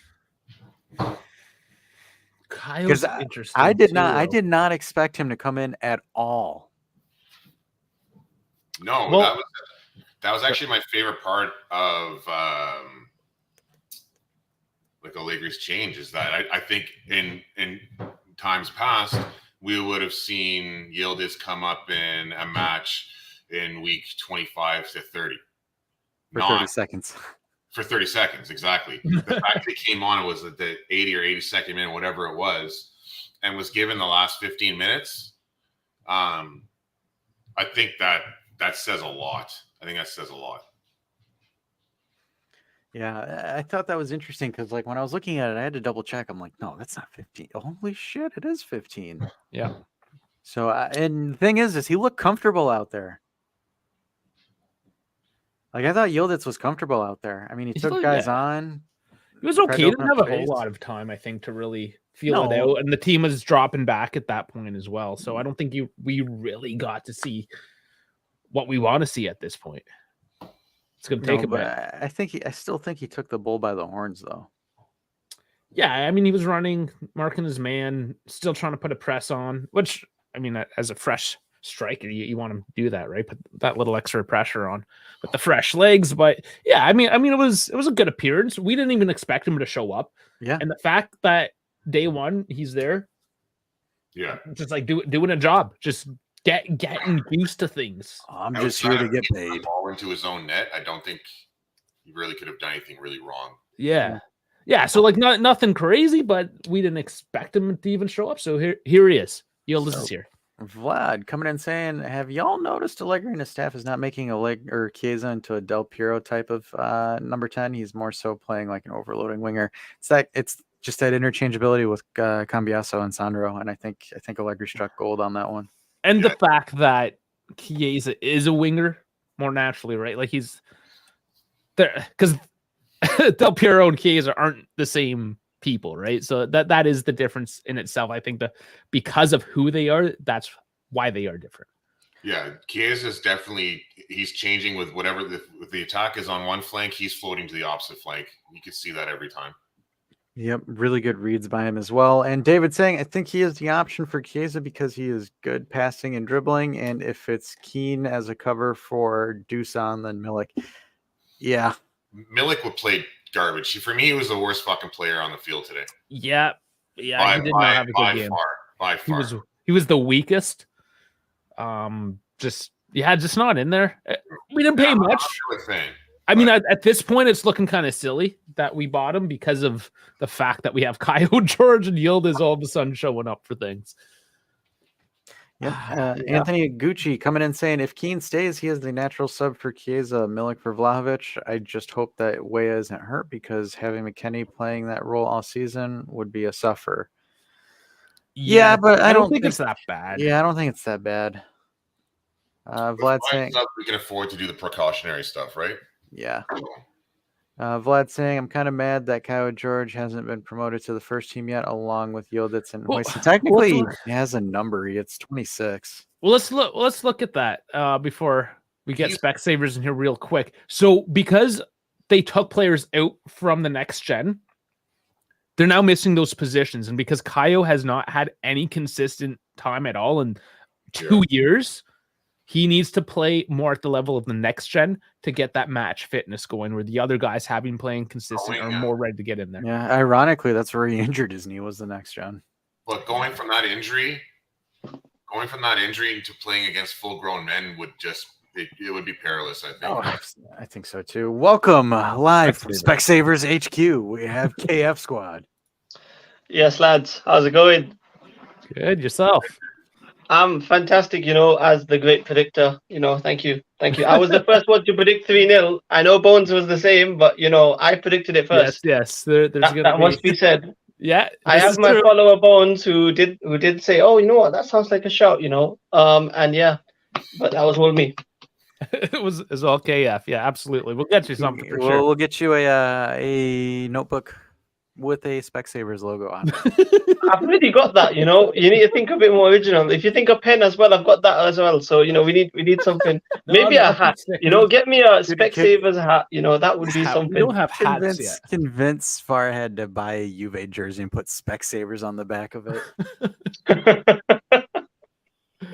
Oh, man. So, Hamza, welcome in.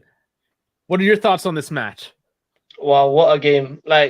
What a game. I was sitting there. So I had Dave on in the background whilst I was watching the game because but I had to put him on pause because I'm a bit behind. So I was just trying to get the timings right. So it took me 5 minutes to get that done. But I decided to wait a little while longer. So I had you on pause because I'm you know what? I can't be watching behind, but we just scored a goal. So I'm that was just crazy. That came out of nowhere. Wow. Yeah. First half we were amazing, and I think you guys, I don't know if you guys discussed man of the match, but man of the match Cambiasso. I think that's no one's gonna doubt that one. That's straight facts there. Cambiasso has to be the man of the match there. When he left the pitch, it wasn't the same game. We had just said, okay, we've won now 3-0. Let's just take it easy type of thing. The tempo dropped, and if we were 1-0 up or 2-0 up, maybe that would have been a bit risky. But because we're 3-0 up, they're it's done. It's done. Had a phone call at halftime from one of my mates, and he's "Oh, what do you think the score's going to be at the end?" I said, "It's going to stay 3-0. We're not going to score another." And we would have been 4 if we went for the offside. So, yeah, that was nice. The other thing that happened in that period of time, though, was just a few minutes before Cambiasso was subbed out as well, right? So, I think that 70 to 80th minute, it all tuned down because of the amount of subs that we made, and I really do think that was Allegri putting a stranglehold on the game. I don't as less so that because Chiesa wasn't there, we missed out. So right. Oh, okay. Dash, you mentioned that AJ had an apology form for Max Allegri. I just found his apology form for Adrian Rabiot. He's got one posted. I know he has one posted on his Twitter. Yeah, but he just posted this one for Rabiot. First one, I'm a Cristiano fanboy. I was brainwashed. Yeah, I didn't want to watch defensive football, even if it meant losing. I think this is FIFA career mode, not real life. I was blindly following the majority. I do not appreciate greatness. I humbly apologize for doubting a great tactician, and I will never do it again. Excuse me. There you go. Awesome. I've signed one of them Gatti apology forms in the past. But Rabiot's, I've always been his strong believer. If you look back on the channel, I've always been his #1 fan. So no, I don't need to sign that one, guys. So cheers on that. Thank you. So- And yeah, David, say with the new offside rules, it would be Yeah. a goal by the way. But which half did the rules apply? I Alright. don't know. I just think that the timing was just buggered on that one. I don't think Yeah. either rule would have applied to that goal. I really wanted it to happen for Illing and Dusan, but I don't think I maybe a portion of his foot kept up with that player's shin, but I think it was a clean offside. It sucks, but I thought it was a clean offside. It was a nice little finish by Dusan, though. I think Dash was quite impressed. I was. Man, yeah, You know, that displays a certain level of fight, right? So Yeah, because that's a diving header into traffic. Like, I mean, that's I have to. Give him the regardless. claps. Give him the Yep. claps. Like I said, guys, I try to be consistent here. If I say a player sucks and he plays well and proves me wrong, I'll eat my words. Dusan made me eat my words. That's all I'm gonna say. So hopefully he continues it, because if he continues it, it's good for all of us. We win at the end of the day. So Rav, our good friend Rav, has posted Allegri's DAZN post-match presser here, saying one of the things, this was in regards to Kostic. He said, or no, Chiesa actually. I'm sorry, just kidding. There are two things to improve on. One, looking at the second half, is ball management. The second thing to do is to defend differently in the midfield. Chiesa, in my opinion, is a striker. He has to score 14 to 16 goals. Having him play as a winger is an understatement, is what he just said to DAZN. Any thoughts on that? sorry, who's quoted as saying that? That is Allegri saying that. That's Those are heavy words. that's bold. I love it. I fucking love that. Yeah. I mean, he did that with Rabiot a couple seasons ago when it didn't work out, but then last season it did, when he said Rabiot should be scoring 10 goals. Well, He's putting maybe with that kind of support, Chiesa will actually earn a man of the match. Yeah. Well, and the funny thing, so Chiesa was also talking with DAZN as well, and Chiesa said, "Today we played a great match. We were intense in the first half. This is modern football. We mustn't shut ourselves up and we must be proactive. Mercato, you must talk to the director. We think on the field, the goals return to the Champions League, then we'll see." Yeah. Sir? Just seems like Max words to me. Pretty standard, right? But not being That's- around the bush at all. I think it's interesting that that Max was like, "Yeah, Chiesa, I need you to drop 16." Yeah, exactly. Just be like, this is what we expect. This is a new leaf. We have this new momentum. The bullshit. There's no bullshit this year. Essentially, we're No, playing clean. the clarity from the top down, though, I think management have said, like, listen, you are all disposable. If you do not perform, you will all be gone. There is no cushion anymore. There is no the extended grace period that Dybala had, that kind of stuff, the Bonucci era. And again, coming from a pro Bonucci guy, and I think the fire has been put to everyone's feet, where now they're just like, yo, we are not here for our luxury stay in Northern Italy. Now we're here to compete. And I think last year we might have had a bit of a prima donna mentality. And I think they realized, like, there's a lot to be earned this season. Well, the thing is the one thing I kind of wanted to comment on is I think you got to give credit to Gentoli. The reason is right less than a week that he came in, he goes up to your captain, allegedly Bonucci, and says, "Yeah, you're done." Mhm. And the thing is think about it if I'm another player. So think of it if I'm Chiesa or Dusan, where you're like, dude, he just told Bonucci, like he just went up to Bonucci and said, "Hey, you're Nobody's done." safe. You know that nobody is safe at that point. So, and that's the thing, because, like, for example, allegedly Bonucci caused some drama within the locker room last season. So there's that too. So, like, you think about it, Gentoli was like, "Hey, man, I don't care who you are. Even if you're the club captain, if you don't fit with what we're trying to do, you're done." And I think doing what he did to Bonucci essentially lit a fire on everybody's ass. Yeah, I love it. Vlad coming in saying Allegri also said that he saw 10 goals in Big Mac as well. He could technically, sure, I think he can. but I think he's playing a right wing back. He'll get them from headers. I think he can. I think he'll get 3 to 5 from headers this year. Yeah, And yeah. let's just say if the strategy stays the same where he's coming on in that way, I think McKennie is definitely capable of it. Yeah, so he's another interesting name. There's still a few questions, obviously, with some of these guys. McKennie. Nobody saw that. Nobody saw that substitution, did they?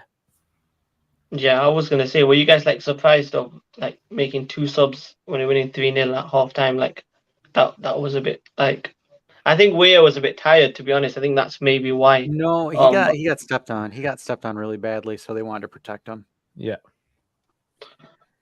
I think it was a little precautionary. Maybe like they were up 3-0, right? They didn't need to force that on. Yeah, exactly.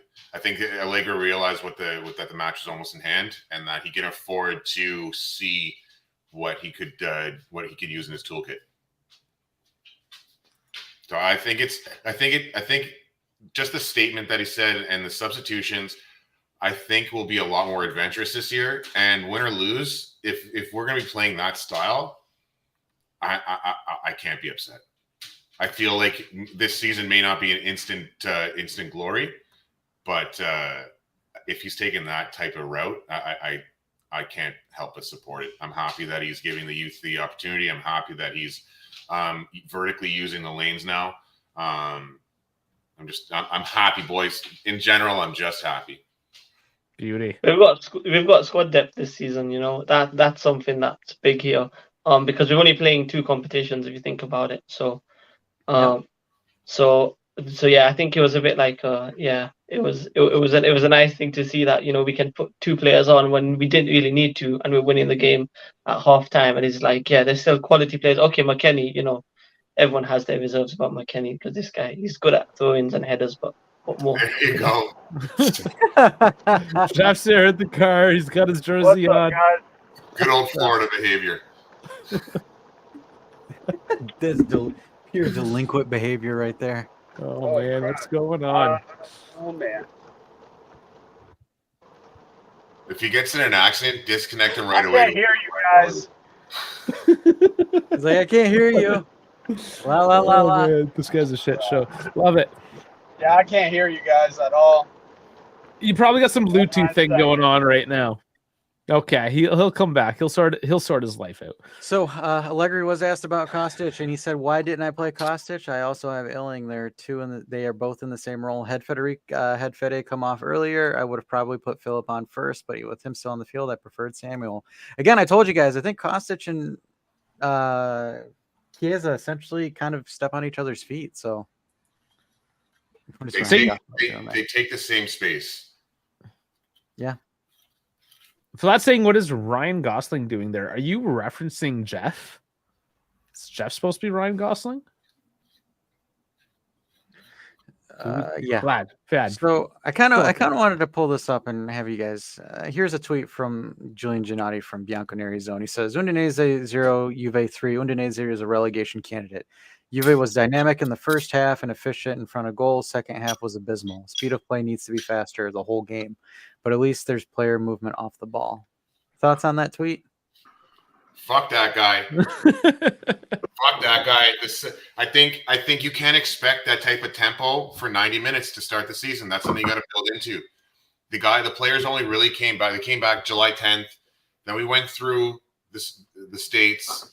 I mean, I think that if you want that type of play for 70 plus minutes, you're looking closer to December, January. To demand that right now is delusional, especially after last year. I think he did exactly what he needed to do. We got our lead, and we put it on a chokehold and maintained it and did not give up a goal. And by not giving up a goal and maintaining that second half, we really strengthened our confidence. So fuck that guy. Fuck Bianca's zone. You cast all those bumps. Throwing it out there. Alrighty. Anybody else got any thoughts on that? Well, fuck IFTV as well. Oh, sorry. Oh, I thought we were going to event here. Sorry. Okay. Oh my goodness. We've unlocked the pure debauchery now. Well, I thought it was interesting because he's like, Udinese is a relegation candidate, where I'm like, okay, pump your brakes here. Like, but the thing is, it's like, I don't understand this statement here where it says Juve was dynamic in the first half, efficient in front of goal. Okay, so they were good, right? And then it's like second half was abysmal.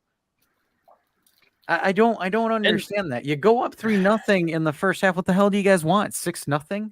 And is Udinese ever really a relegation candidate? Yeah, you can make an argument, but what does that even mean, right? That's just like bullshit wording. They beat some big teams last season. They did. They finished very They're gonna comfortably in the Challenge table. for the league last season, I think, right? Yeah, So, for the first half of the season, they were on good. fire. Somebody needs to send this dude a dictionary. Abysmal is not the word he wanted to use.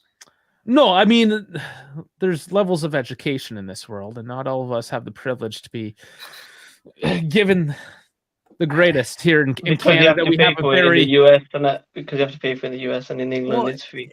Yeah. You know, no, he's Canadian. It's just he's from a trashy okay. part of Canada, so I mean, it's Oh, that makes sense.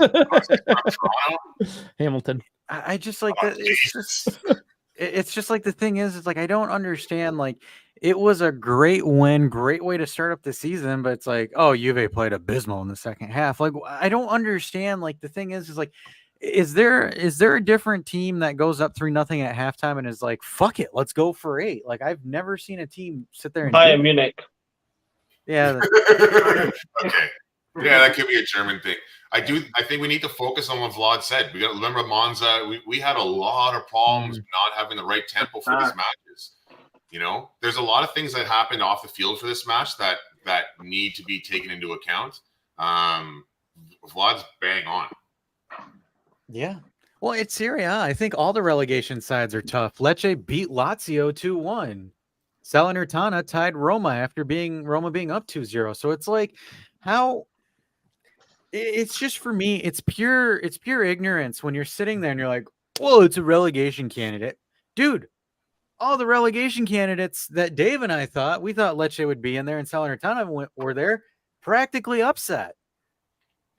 It's Serie A. It doesn't matter if a team's 18th, 19th, or 20th, especially now at the beginning of the season where they're like, hey, let's punch someone in the mouth because they're not expecting it. Inter struggled against Monza. Hell, if Inter didn't get that, if Anatovic didn't create that assist for Lautaro, hell, Monza might have equalized that game. I think Monza's still going to be scaring people this year, and I think people need to put some respect on Anatovic, though. Anatovic is a grinder. I know a lot of people kind of ho-hummed when Inter signed him. He's one player that kind of scares me because he shows up. Yeah, he never. I like him. I've always liked targeting him. him last year, right? We were targeting him last Mercato. Mm-hmm. Yep. And I kind of like them. I'm a fan. I know he's not like a prolific number one striker. I mean, he shouldn't be for Juventus. But yeah, like he's somebody that you put in the 60th minute when the game's grinding down when you are playing Inter. So maybe that's what we'll see when we play them. Is Arnautovic in the 60th? Sorry, I'm just feeling a bit sick, to be honest. Talk about Inter. Nah, I didn't either. Hey, you know who we never got a minute to say anything is Gompachero, man. Like we just went on hard. He just kind of came in. Yeah, like, get in there, sir. You're being too polite. No, I mean, you gotta say, Dave Dash, shut the fuck up. I'm getting tired of you guys' BS. no, we love the Giants. That's why we're on this channel. We love the Giants. No, man. Thank you. We love you guys too. But yeah, I have some questions though. Like just from what I saw, because you guys, like as I said, I've only been watching soccer like 6 years. I don't understand much, like especially with the movement. But like, so what's wrong with Kostic, and why doesn't he like to come inside like Cambiaso does? Because he when you does saw not have Cambiaso go inside, then Chiesa has all the room to be on the flank, you know. So and they're interchanging. Yeah, so the issue with Kostic is Kostic doesn't have the dynamism in his legs. He's just not flexible in a sense where he's able to do that. The thing is he's very one-footed and also very slow. Maybe it's because he's 30 years old. I don't know. But the thing is Kostic is take it, drag it out to the touchline, and then send it in, where Cambiaso can play with both feet and is able to essentially just do different adjustments. And Jeff coming in saying, just witnessed an apartment on fire. So breaking news, Florida man has lit an apartment on fire, everyone. But the thing is like with Cambiaso, his ability to essentially interchange and move all over the pitch. I mean, you even saw it with Alexandro as well, where it's like Kostic doesn't really have that capability. He's, again, I don't mean it in a disrespectful sense, because he does what he does quite well actually, but really more so he is a one-trick pony. Hug it out wide, send it into the middle, hope someone taps it in. Chiesa drifts so much that you need the versatility, like you saw with Cambiaso when he took the shot.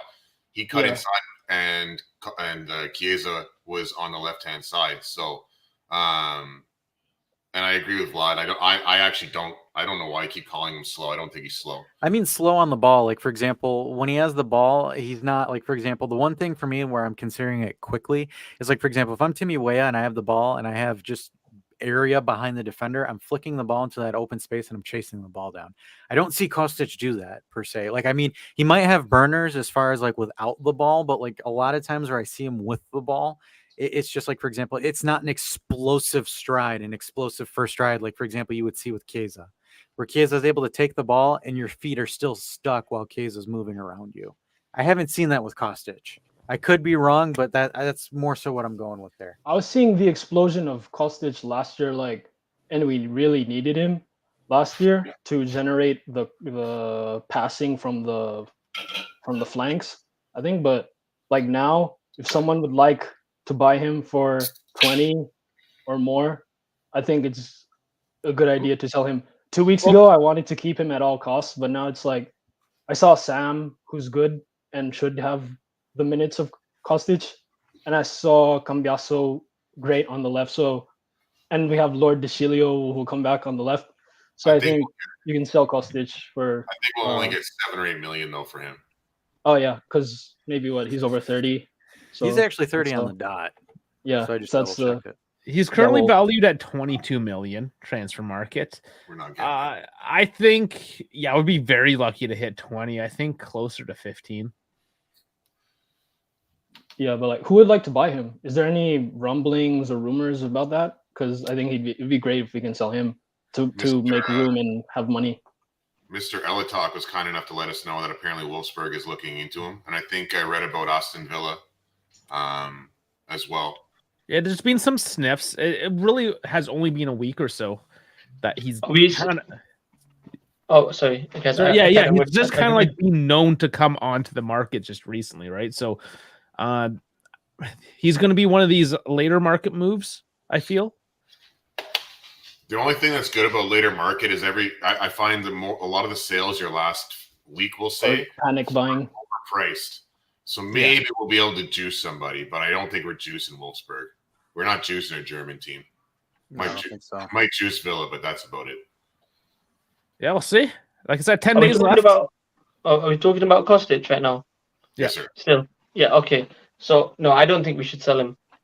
Sorry. I think he's a great player, and I think he was like great last season as well. And I think he brings something a bit different to our team. I think Illing lacks. I know he's a great player and he's like amazing. Like he's like a future star. Like that guy is like the man.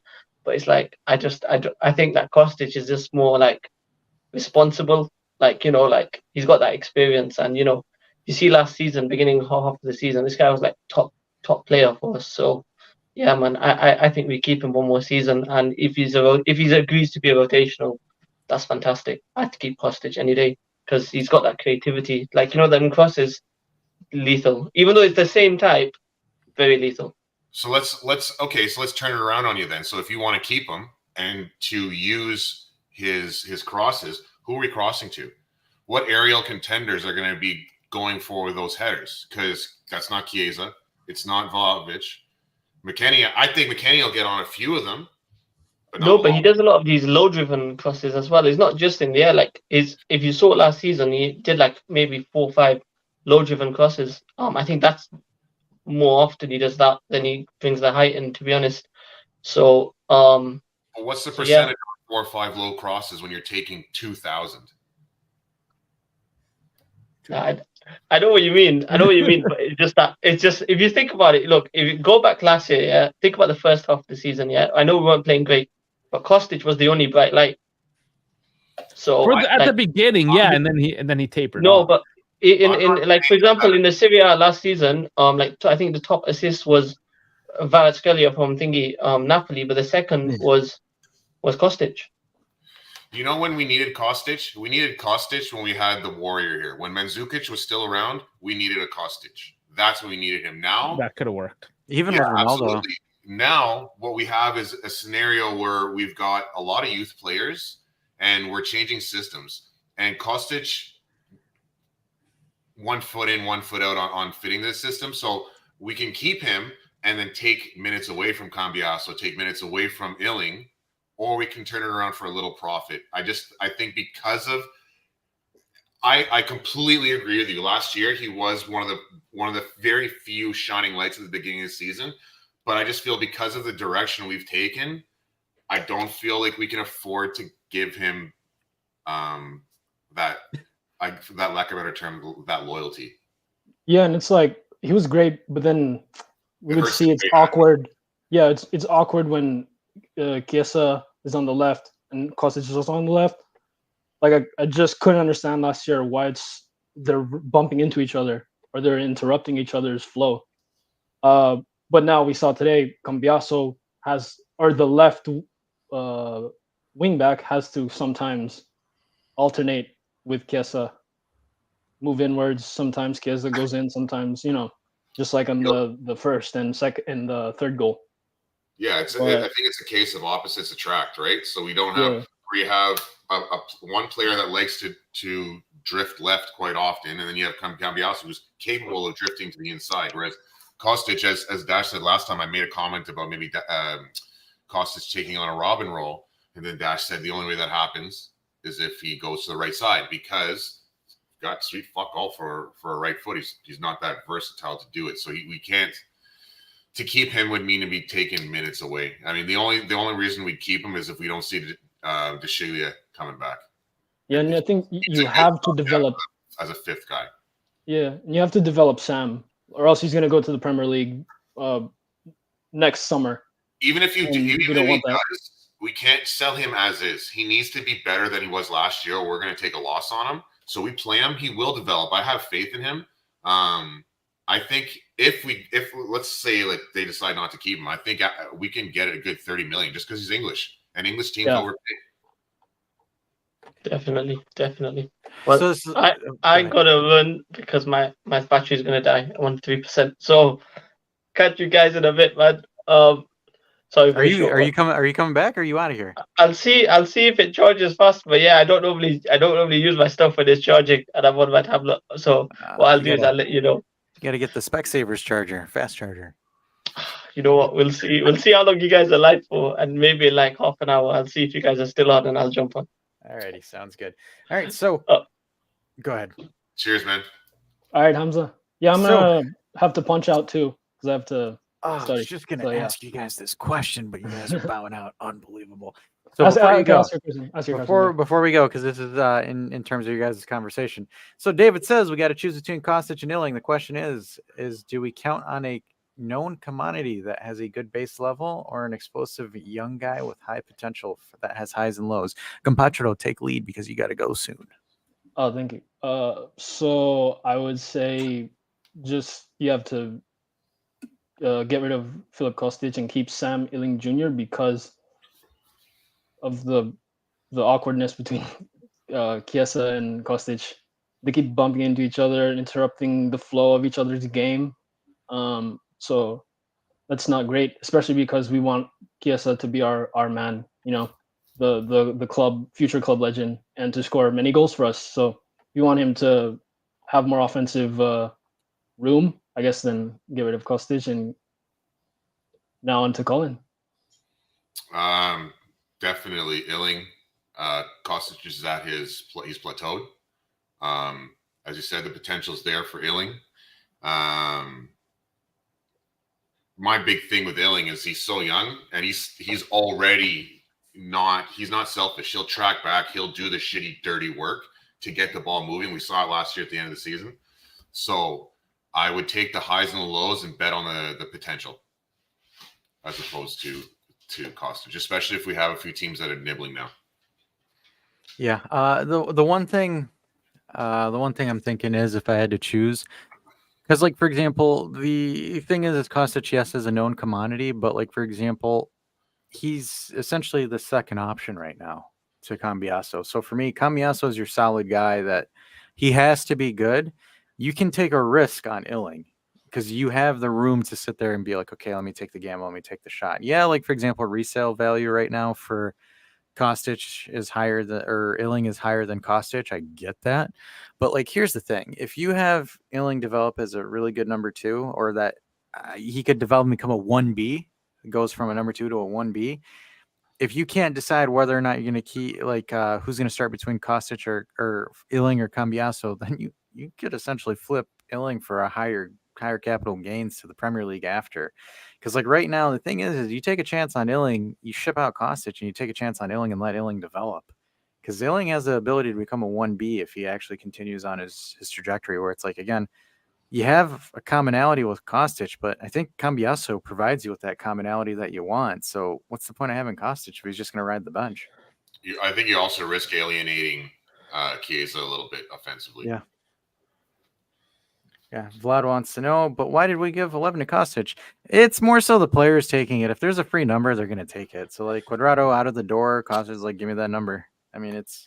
Yeah, 11's not a super iconic Yeah, number. the numbers don't really mean much, to be honest with you, unless like 11 kind of is because it's the starting 11. You're within that first 11 numbers, so in a sense, it's like I'm a starter.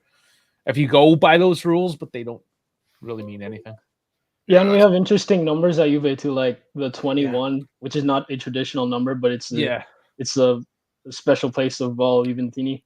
Yes, which Fajoli just took a couple days ago. Yeah. So he looks well. He looks well in the 21. Nicky yeah, I Beans. like it. Maybe I might get. I don't know. I don't know if he's earned it yet, but I mean, if there is a player wearing it, I'm glad it's Fagioli. But I don't know if he's earned it yet. We'll see what kind of season he did look good. I liked how he looked today. He looks a lot more mature, stronger, more just focused on the match. He's growing up, I guess. Absolutely, yeah, absolutely. Yeah. I know it sounds kind of weird, but he's just grown up. No, I don't disagree with you. He's a big boy. But those are big shoes the big boy's got to fill. Yeah. He's willing to take that on. Looks like it, yeah. So good for him. So there was a couple stats I just want to breeze through real quick that I didn't get to say before the game, but it's always fun after the game to see how these stats kind of looked out, right? So Juve have scored in the last away matches against Udinese. That is now 9. Juve have won the most Serie A season openers at 59, now 60. August is the best month for Dusan, 1 goal every 88 minutes. I don't know what the exact number is now, but still looking good. Max Allegri is only the second coach in Juve history to reach 250 wins. Last guy, Giovanni Trapattoni, in the 29-30 season. He sits at 319. Jesus. Holy smokes. So there's your quick stat roundup, lowdown. I'll have to make a name up for that. We struggled so hard for the Monday segment for a name. Dude, what are you drinking? It's a cola with rum. He's like, it's a cola with rum. I just knew it's always like there's liquor in your coffee mug. Like, Not always. No, sometimes it okay. is coffee. Like I started with coffee today. Oh, that looked like there was like lemons or such shit in there. I was just like, what the heck is he drinking? Oh, ice. I finally got a fridge that makes ice, and now I just can't stop making ice. It's just right there. Just gotta press the button. I got ice. It's great. I love it. It's funny. So I've been seeing this meme right now with Lazio losing to Lecce, and everyone's like, but they signed the great Ravella. Oh, but so how many minutes did he play today? I don't think he played at all. No? Oh man. Well, he only went there. It's only been a week. Yeah, I don't think he played at all. I just thought it was funny because everyone's like, because you know how everyone was like losing their mind over it, and they're like, he signed the great Ravella. Luca played. Pellegrini played. Well, Pellegrini's kind of been with the team, so yeah, Pellegrini played for 18 minutes, but I don't think Ravella saw the field at all. I don't think he's healthy. Maybe he's not. on Maybe the he's on the not. bench. He's on the bench. Hmm. He was not utilized. All right, So, man. Well, I'm gonna have to we'll punch see out. ya. Everyone Oh, yes, support absolutely. support Thank you. the Turin Giants. Thanks, buddy. Make sure you guys like said video. Yeah. Like it, damn Maximum it. likes. Okay, All guys. the likes. All the likes. All of them, God damn it. Put them all in there. Throw them in there. All right. So, I mean, we are actually trying to cut the post games a little bit shorter because it turns into a long stream. So, let's go with like final call here. Colin, do you have any final issues? The airing of the grievances. Absolutely not. I have no grievances. I'm really happy with this game. There was a lot of times I was yelling at the TV last year, and I didn't even raise my voice to the television. So I'm pretty happy with it. Yeah, looking forward to Bologna next week. Yeah. Oh, yeah, I thought he the said way- Bologna, Dave. Come on, man. Oh, you heard that too Bologna. then. Bologna, you not said- Bologna. I said I Bologna. No, you said I'm looking forward to blowing you next week. No. Yes, you Bologna. did. It's recorded. It's recorded. Vlad, the most important thing, Vlad is happy that Colin is happy, and then Patience Rove. I know he will, but just let me troll for a minute, guys. Let me have some fun. Let me have some shenanigans. Look, my final thoughts is, hey, you can argue and say we beat Sassuolo 3-0 at the beginning of last season too. A couple of different things. One, this was an away game in Udine. I don't care what anyone says. Playing Udine at the beginning of the season is always tough. The other thing is we went into it knowing what formation, what system we're doing, and also, knock on wood, we did not have the amount of injuries that we had last year. Right now, the only person that is out is Pogba, and Pogba is allegedly out, air quotes. And the other thing, Chilio is the only Chilio. yeah. We can't win without Lord Chilio. And my final thought is, and I said this before, this preseason was a hell of a lot better than last year's preseason because we got smoked by 4 goals of Alvaro Morata. Yeah, that was bad last preseason. That was bad. Oh man, no, it's things are looking up overall. We did have high spirits coming in off the preseason. Maybe that last game at Atalanta, but we saw it for what it was, and we had really high hopes for this Udinese game. And my lord, it was great. The first half, the 3. I kind of wish they spread them out because Allegri's still gonna lock her down. I was hoping for that 4th goal just as a big like FU right at the end, but no, we saw should have got 8. Should have got 8. Apparently. Should have got 8. No, it's still Allegri at the end of the day. He is not gonna blow a 3-0 lead like that, not foolishly at least, right? So, as expected, very happy to see all the goal scorers, all the assist makers. So many men of the match to choose from, right from the goalkeeper up to the strikers, right? So just great all around. It's kind of a bummer that I'm now going on vacation. I'm gonna miss the Bologna game. You gonna miss Bologna? I will actually be in Florence that day, and I'm probably not gonna get to watch any footy at all. So I don't know. It's okay, Dave. Everyone will have me. I'll be here. Yeah, you will be there. Are you going to be seeing any games while you're overseas? I'm gonna miss All of everything. them. I'm going. So the schedules aren't out. I might be able to catch like a 3rd or 4th division at best because it's the international break. It kind of sucks. It's kind of it's horrible timing. Really horrible timing. Still gonna. I would almost argue that a 3rd or 4th division league game, the atmosphere is going to be even more crazy. It's still going to be an experience, yes, and I won't turn that down. If I don't even care. I don't even know what teams are in the 3rd and 4th division from Calabria, but I'll find out.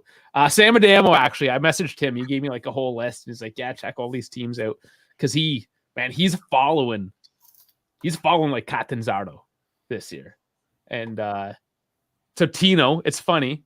This guy Tino started with the team. He's now in his 30s, comes back, scored a penalty in the first 2 games now. So yeah, I mean, there's some excitement down there. That's there to be, but like I don't care. Like there's always that excitement. They're all fight for something, and there's gonna be crazy Calabrian provincial, just insane uncles filling the stands, right? So yeah, absolutely. If I can catch it, it's gonna be a thing.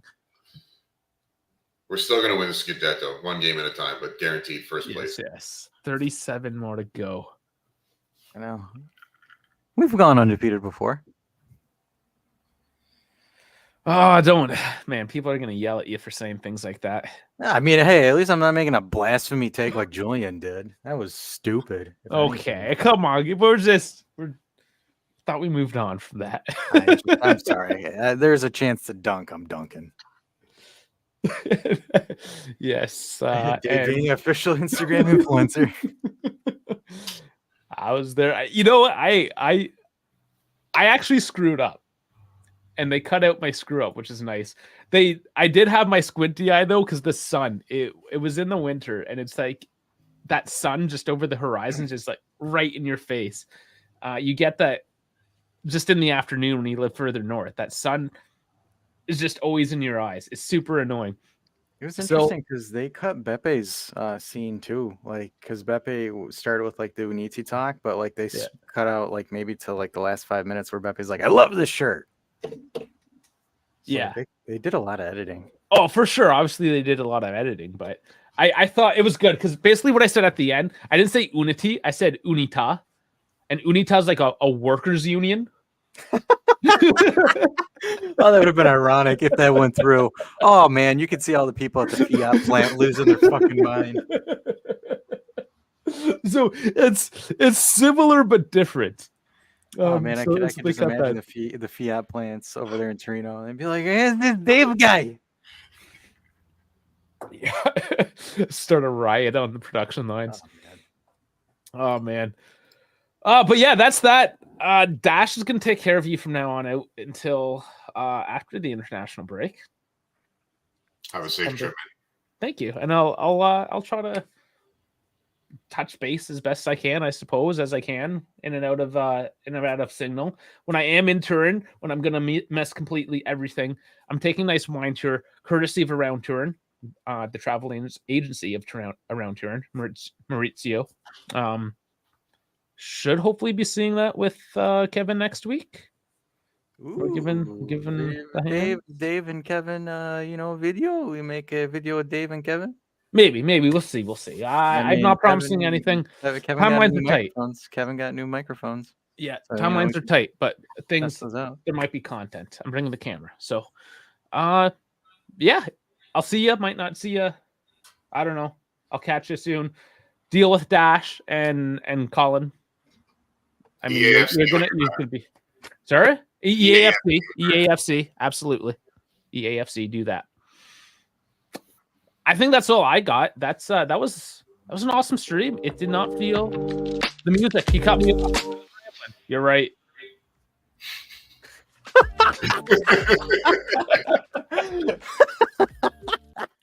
Oh, that pause was awesome. All right. Okay. Okay. 1, 2, 3. All right, everybody. Thanks for tuning in. I absolutely trolled my broadcast partner, but it was totally worth it. So again, guys, make sure you like and subscribe because you guys are in tune for a week of 2 of Dash shenanigans where I will troll the hell out of you for the next 2 weeks while Dave's on vacation.